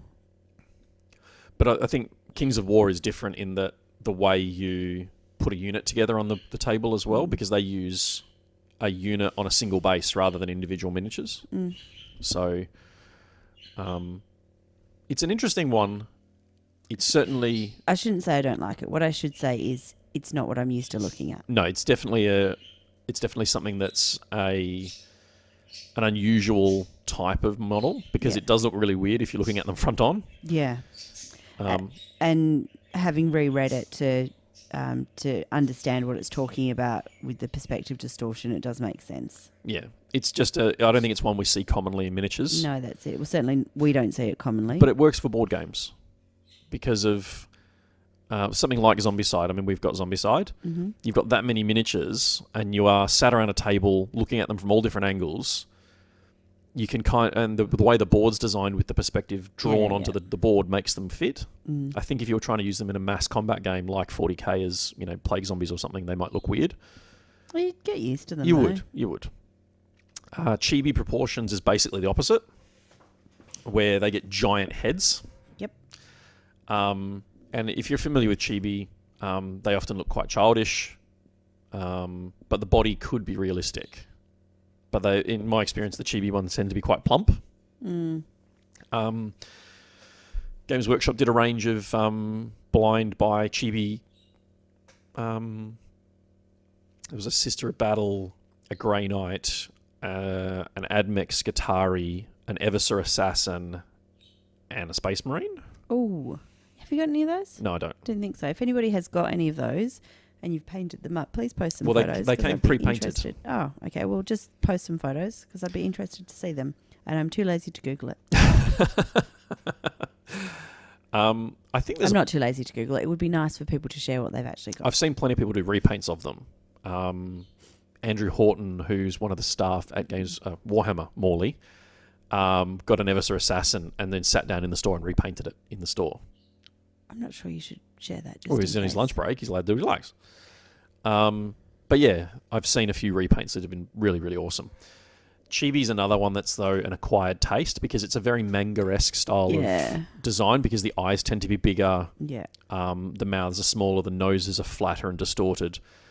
Very princess type thing. Well, there's a few modern computer games that use the same sort of art style, so it was natural that we'd see it with miniatures at some point. Reaper Miniatures do some. Super Dungeon Explorer was really famous for it, from Soda Pop Miniatures.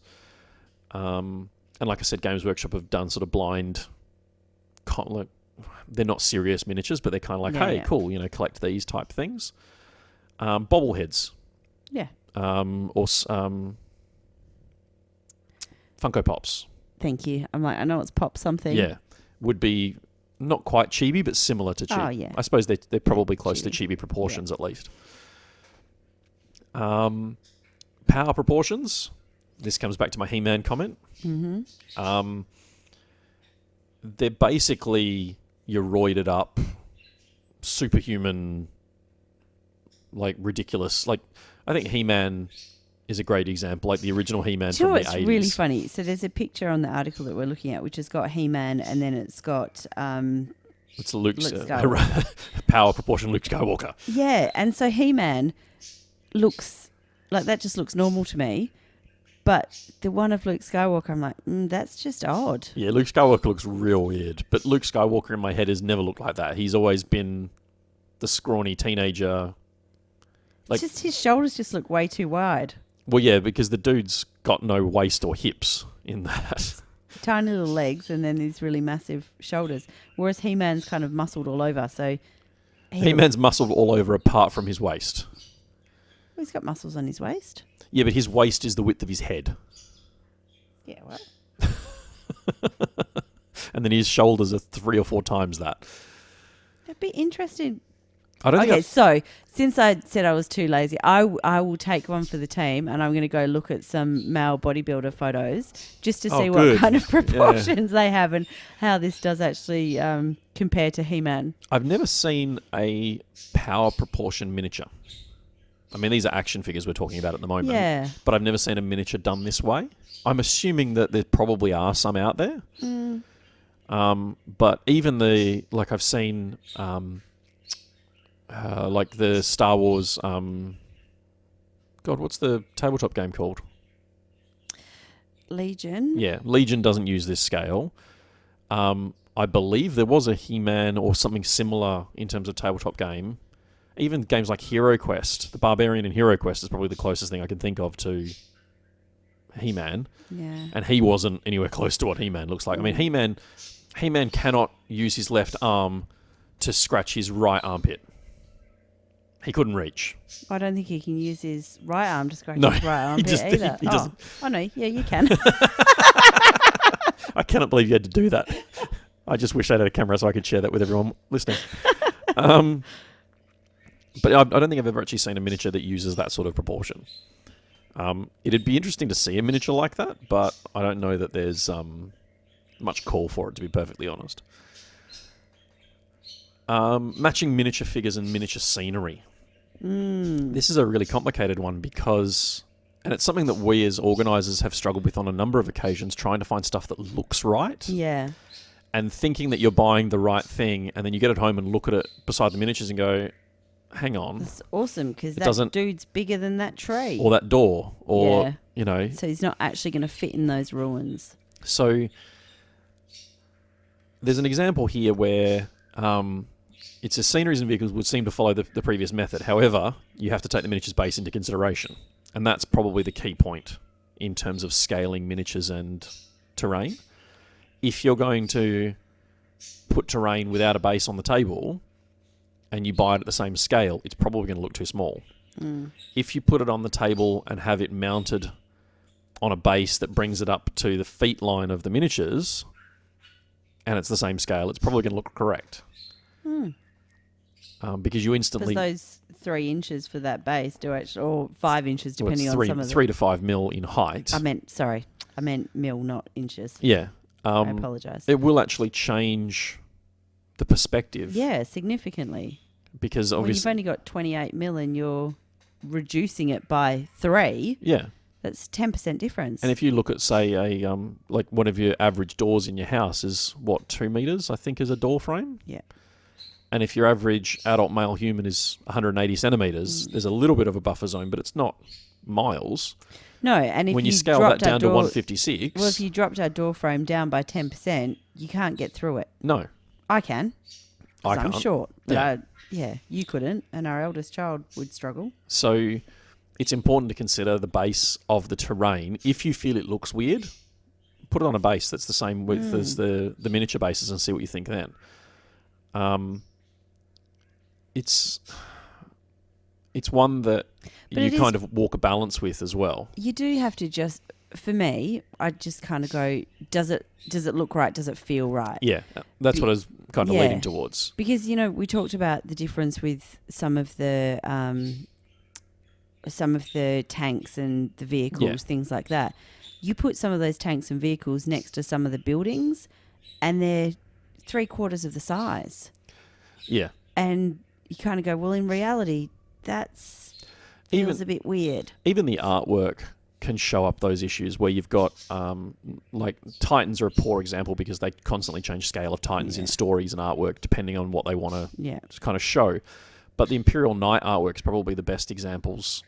Or even like things like a Land Raider or those bigger, heavier tanks where you've got a Land Raider carrying 16 Space Marines fully geared up, ready to go out the door. And then you look at the miniature and go, I will be lucky to get 6 or 8 in there. Yeah. But it looks okay on the table because you're not having to try and get that many in there. That's it. So I think terrain has to fall into a similar vein depending on what you're trying to play. I think something to say like Malifaux, where you've basically got realistic proportions in Malifaux at a 32 mil eye height for the average human. I would also go so far as to say they're probably not their relative absolute scale. They're not absolute because there is variation in them. Yeah. Because you don't have vehicles in that game, you're going to notice if terrain is the wrong scale more often because you're going from a single miniature on a 32 mil round base to a building that's potentially 6 to 8 inches square and 6 inches tall. If the door frames aren't the right size, you're going to notice that. Yeah. So I think it's going to be all relative to what's on the table and how it feels on the table if that's important to you.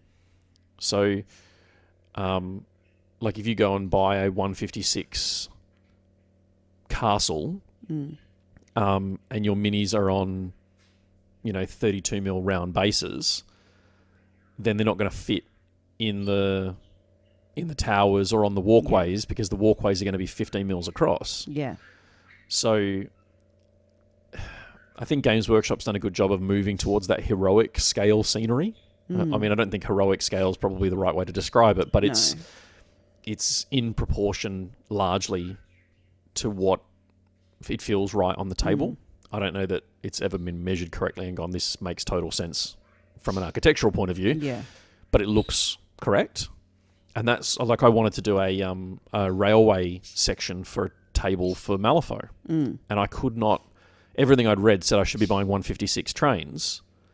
But when I put them beside the Malifaux miniatures, they just didn't look right. They were too small. And then if you go up to the next size up, the 1 to 72s were just massive. Way too big. Yeah. And I think that's a product of this exact scenario where you go, cool, if the miniatures weren't on bases, it might be okay. Yeah. But there's I'm not willing to like, how do you put them not on bases? Cut clear 32mm discs of, like, transparent plastic. Photocopy Yeah. thing. Yeah. Which could look cool, but then you still need to measure the bases and stuff, and that gets tricky as well. So you put them on black cardboard discs, and it's not the same. No, it's not. So the other thing you can do with scenery is avoid things that have shapes that would naturally be head level and eye level. Now, by that, I don't mean windows, because windows are obviously something that can be positioned and moved around at any height within a building structure. Doorways is the biggest one. Because if you can get hold of a building that doesn't have a traditional doorway, so say, for example, you get one that's got one of those sort of iris-style circular doors. If you've watched the first episode of The Mandalorian, you'll know what I'm talking about. Okay, well, I haven't and I don't. So it's a circular door that kind of opens like an iris. So it's multiple panels that kind of start closed and then sort of expand out. Because it's not a traditional doorway. I have never once seen a piece of terrain that's got a doorway like that on it. Then you haven't looked at our terrain closely enough, because there are several pieces of MDF terrain that have that exact door on it. Really? Yep. Clearly none that I've painted. No. But if you take away the traditional rectangular-ish shaped doors, to take away from the standard size of a head, then that'll help the proportions of the terrain, because you're then not dealing with a reference point to the miniature. So there's even a comment here about Games Workshop. If you use non-relative scale models like Warhammer 40k, take care that the vehicles are not in the same scale as the miniatures, as this proportional difference is more pronounced in the early models. So it's like when you put a normal, a current model Space Marine, not a Primaris, just a Space Marine, and you put it beside a 1988 Rhino, the Rhino looks tiny. It's completely wrong. But if you put it beside... If you take it in isolation and put it beside a Space Marine from the same era, it looks like a current Rhino and a current Space Marine because the scale proportions are correct. So yeah, it's all these little bits and pieces are stuff that the designers of miniatures have to take into account to make it look right on the table. And when they get it right, you don't notice it, and when they get it wrong, you most definitely do notice it. If you want to build like rubble or wreckage or ruined stuff, that's kind of when you get away with weird scaled stuff. Because you can afford to kind of bang it up, and it's not the focus of the table.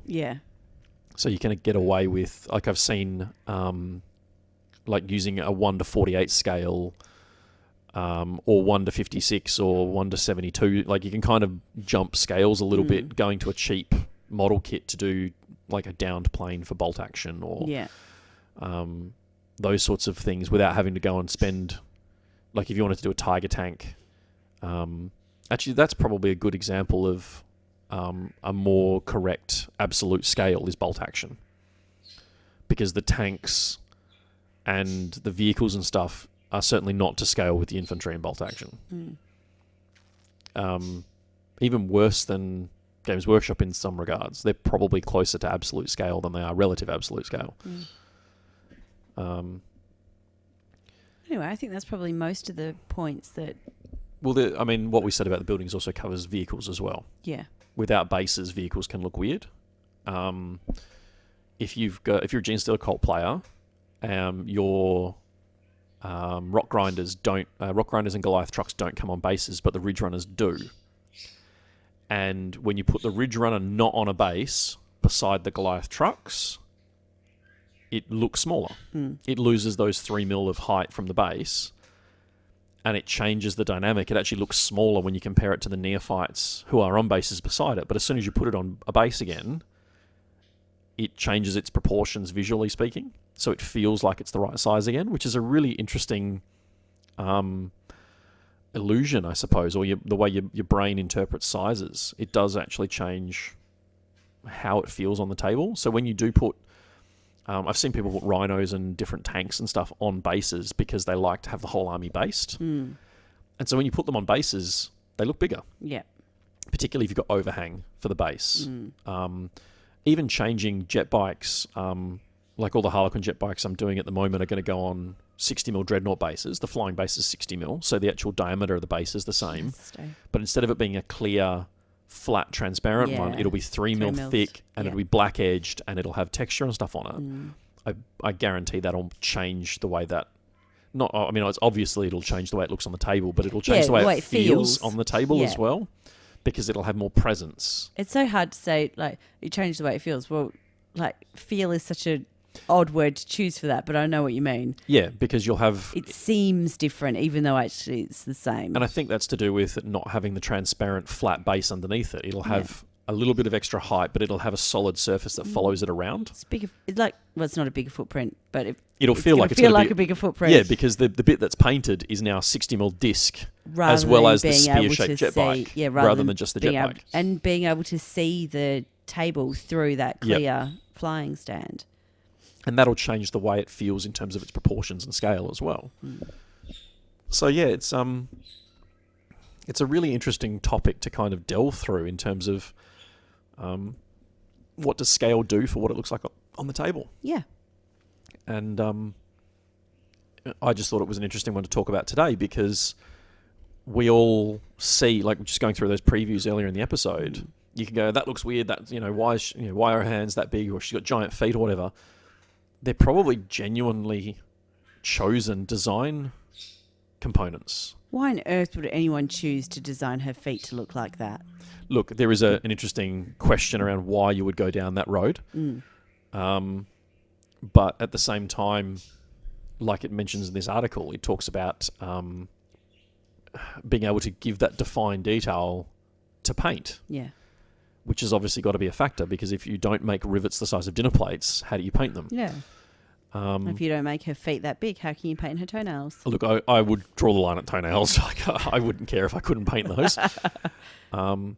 But, if you look at some of the miniatures, certainly the current range miniatures, the way they've been sculpting for eyes and faces, the eyes are getting finer and more difficult to paint. And that's not just because I'm getting older. My eyes are still fine. I'll stop myself. Yeah, good. I'm glad. That's why I love painting Harlequins. They don't have eyes. It's just a mask, so you don't have to paint the irises in. It's great. The first thing I did was take the helmets off the models that have helmets. What are you doing? I was about to say that. No, this is why people like helmets with visors. Yeah. So, yeah, I definitely think that Games Workshop is changing the way it sculpts miniatures and the way those miniatures appear on the table. And part of that is also because they have the technology to be able to create finer models. The 3D design, instead of hand sculpting stuff in like I know that what they used to do is do a 3-up of the size of the miniature. So if the miniature was a 28mm heroic proportioned relative absolute scale, I think I got that right.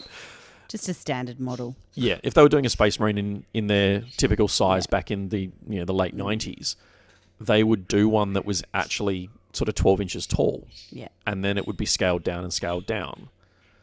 Now, I'm not quite sure how that process worked, but I've seen the 3-ups of the Falcon Grav tank from when that was released in 2nd edition.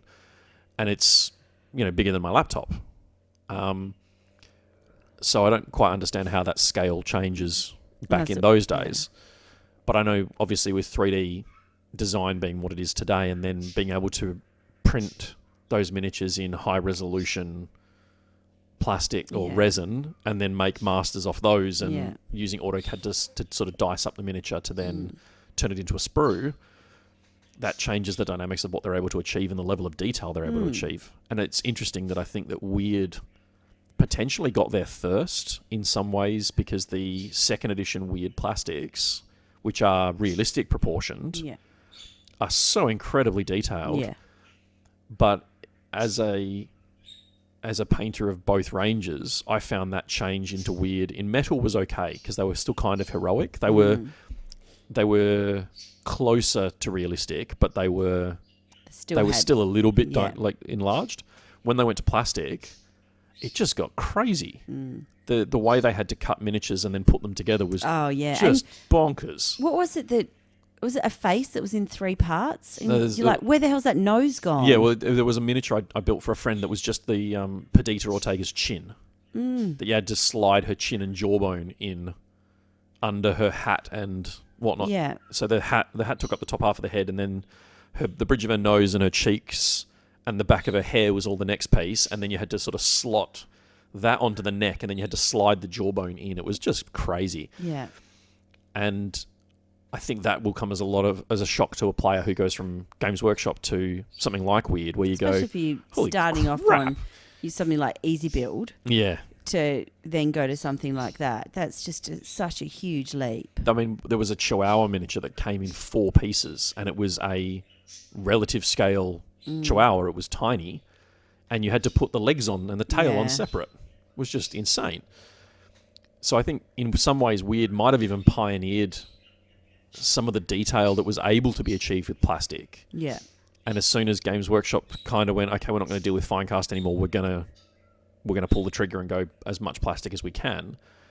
And they then had the money to do the investments. That's why we've seen Games Workshop accelerate so quickly in the standard of the miniatures they're producing today and what they can achieve today. But at the same time, you're not having to attach a chin or a chihuahua's leg. Because they've kept their own scale Yeah. and proportions rather than Weird, who've chosen to go down that realistic Yeah. realistic proportions option. Because I made a comment with the metal miniatures when I was first painting the Ortega crew in metal for first edition Malifaux, is that the pistols in the hands of the gunslingers looked really strange because they were so small. Yeah. And you look at what it would be like in real life and you go, well, no, that's normal. That's what it would look like in real life. But you're not used to seeing that necessarily, having spent so many years with Games Workshop, and they're going, this just doesn't look right. Yeah. Because the weapons are Oversized. 2 or 3 times the size that you would expect They them should to be, yeah. Yeah. But it's not something that you you take it for granted with games. Like, you spend so much time with And one. hats off to the people who paint those weird miniatures and do an amazing job getting the detail.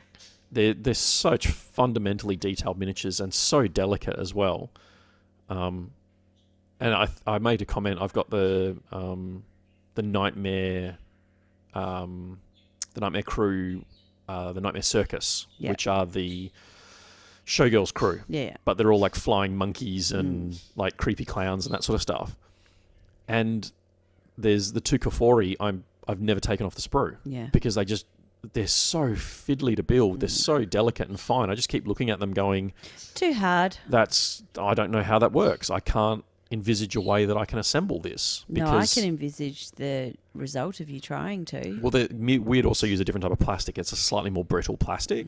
So you have to be careful taking them off the sprue, because if you put too much tension on a thin part, it'll just snap. That's what I was imagining. Games Workshop have a bit more forgiveness in the plastic they use. It's a little bit more flexible, so you can afford to cut fine parts off, and largely speaking, you can cut them off with a little less care. Things like the Harlequin ponytails and some of those will snap. Yeah. But, with Weird, I'm there going, I can't use clippers, because that sharp, sudden snap when the clippers bite will snap the fine Weird plastic, whereas with Games Workshop, as long as I've prepared it right, it should come off. So, yeah, Weird do an amazing range of miniatures, but they're certainly not for the faint of heart in terms of moving to them from another game system. There's some very talented hobbyists here in Perth and around the world who paint Weird, and props to them because they look fantastic. So that's scale and size of miniatures. There'll be a full link to this article in the show notes. I don't even remember how I found this. But you did. So we'll post a link and other people It might can be find an Italian website, because I vaguely remember having to find the translator option. And looking at the website now, it actually has a language switcher that changes from Italian to English. Yeah. So I'm actually wondering whether this was something that I found in another language and then tried to figure out what it said, because I was looking at the graphics. And then, whoever did it, I have to give them full props to it, because it's a really interesting... it is really interesting. Like I said, there were a couple of parts where I found myself thinking, I've read that a few times. I still don't know what it says. I can't be bothered. The irony is that generally found it really interesting. none of it actually matters. No, but I still think it was interesting. Oh no, and that's kind of that was the getting all the way back to the point was we were going to talk about scale and proportion, and ultimately does it look cool? Most of the time, that's enough. I started by saying that, didn't I? You did, but that's what I find interesting about it is that people get hung up on the scale and the proportions of a miniature, when in actual reality, do you think the miniature looks good? If the answer to that question is yes, then and you've got the time and the money and whatnot to buy it, build it, and paint it, do it. If not, leave it alone. If you don't like it, then don't buy it. But also, if you don't like it and somebody else does, leave them to it. Yeah, exactly. You do you, I'll do me. We'll all be good. Just like that Lumineth model, which I would hack bits off of and change completely, and you're going, no, leave it as it is. Yeah. So... That's because you're weird. Oh, they've lost me on the Lumineth. They better give me something cool. I'm very disappointed. Give me Tyrion. Moving on. All right, we'll be back in a second. Yeah, perfect. We'll be back to wrap up the episode in just a minute.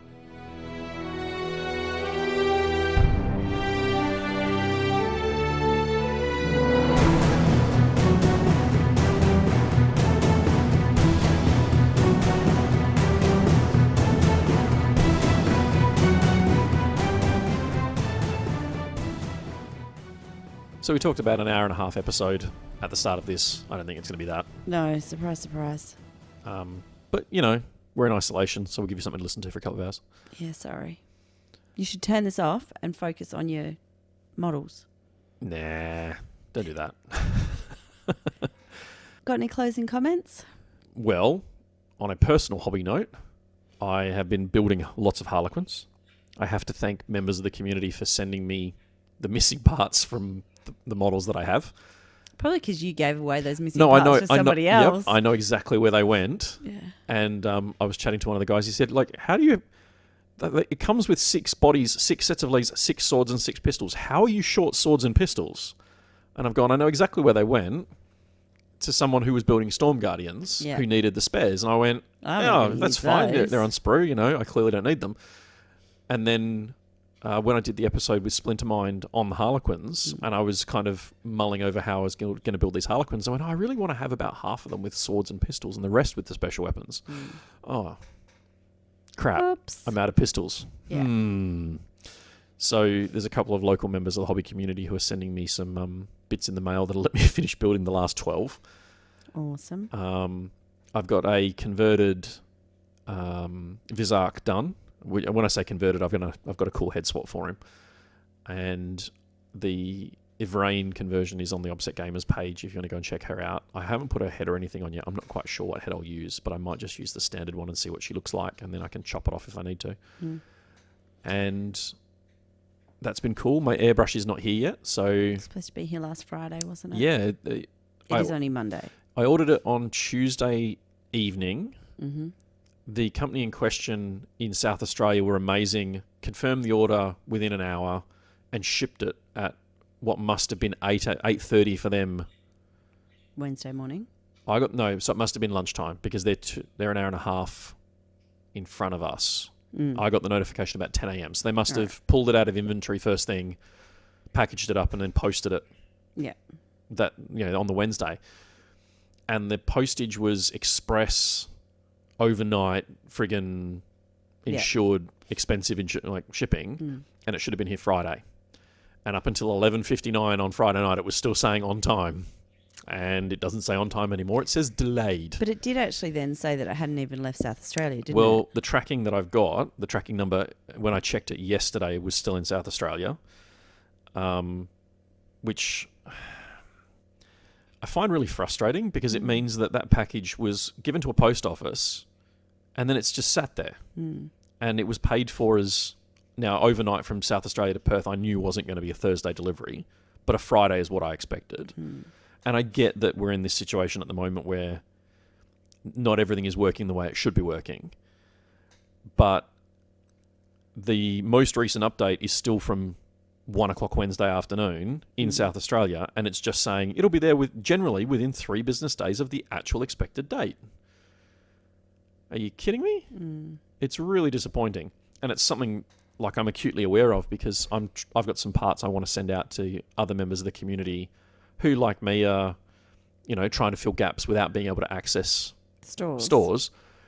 And I know, like, one of the guys is in the UK. And I've said to him, look, I have no idea how much this is going to cost. I've got an estimate off the website and said to him, if you pay this estimate, I'll come back to you with a receipt once I post it and we'll work out the difference. He's been really good about that. But I could post that today or Wednesday and it might not be there for a month. See, I get that with the UK. Yeah. Because I would imagine it wouldn't be a month, but still. But I do understand the delays to different countries.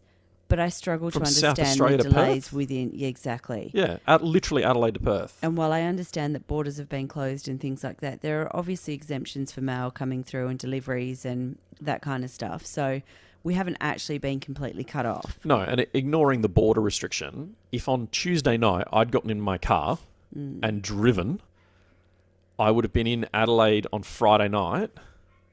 And I probably wouldn't be too far from home now if I'd picked it up on Friday night and just turned around and kept going. Yeah. The fact that I can do that drive in that time and it's still not even left South Australia is a bit pathetic. But it may have left South Australia. Well, it may just be that the tracking hasn't been updated. Well, that's true. Anyway, we probably shouldn't be turning this into a whinge about Australia Post. No, but I want my airbrush. Because I'm excited. I want to use it. I want to try and learn with it. Yep.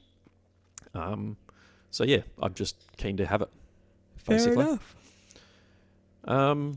Other than that, that's kind of it. We're going to keep producing content and keep doing our thing. My new video lighting just arrived. Oh, yeah, it has too, yes. Well, that's not true. Something just arrived that I assume is my new video lighting, but I haven't opened the box yet. Well, it's all got your name on it, so I haven't opened it. Yeah. So we'll see what that cool. is. Yeah. Nice to have some decent lighting. Rather than the massive spotlight that we use for the live streams that make us feel like we're looking into the sun. Well, part of the issue with that is that it's not actually a video light that we were using. No, it's an industrial construction floodlight light. Yeah. But it's also on a really short stand, so it's kind of lighting at up eye level, and it's awful yellow light. But these are going to be just as bright, if not brighter. Yeah, but we can put these up higher and angle them nicely and diffuse them if we want to, and turn the brightness down. Yeah. So that'll be exciting. Well, I don't know if we can. I mean, we can. I just don't know how to. So it's what we're going to learn. Something to learn.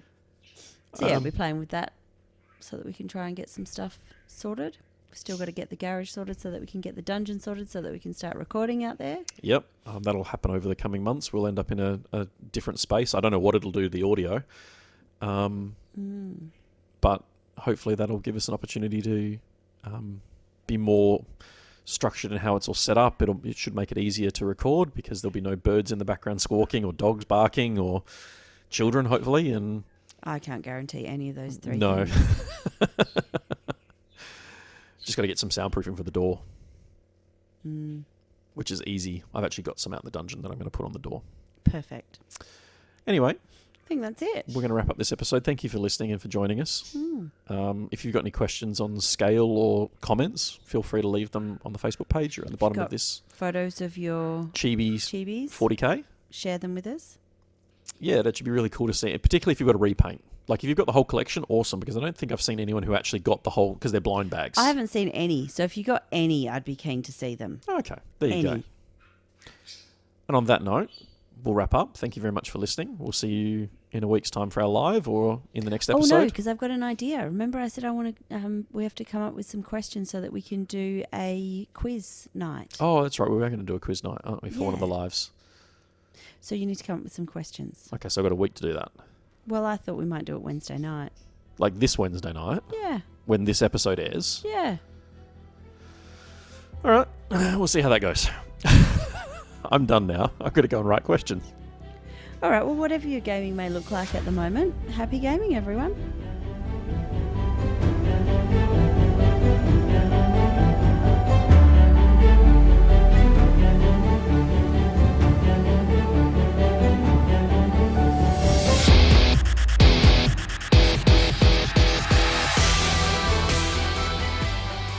You've been listening to the Objective Secured podcast. If you'd like to get in touch, you can visit our website, objectivesecured.com.au. You can find us on Facebook, Facebook.com/Objective Secured, or you can email us, obsec@optusnet.com.au. Thanks for listening.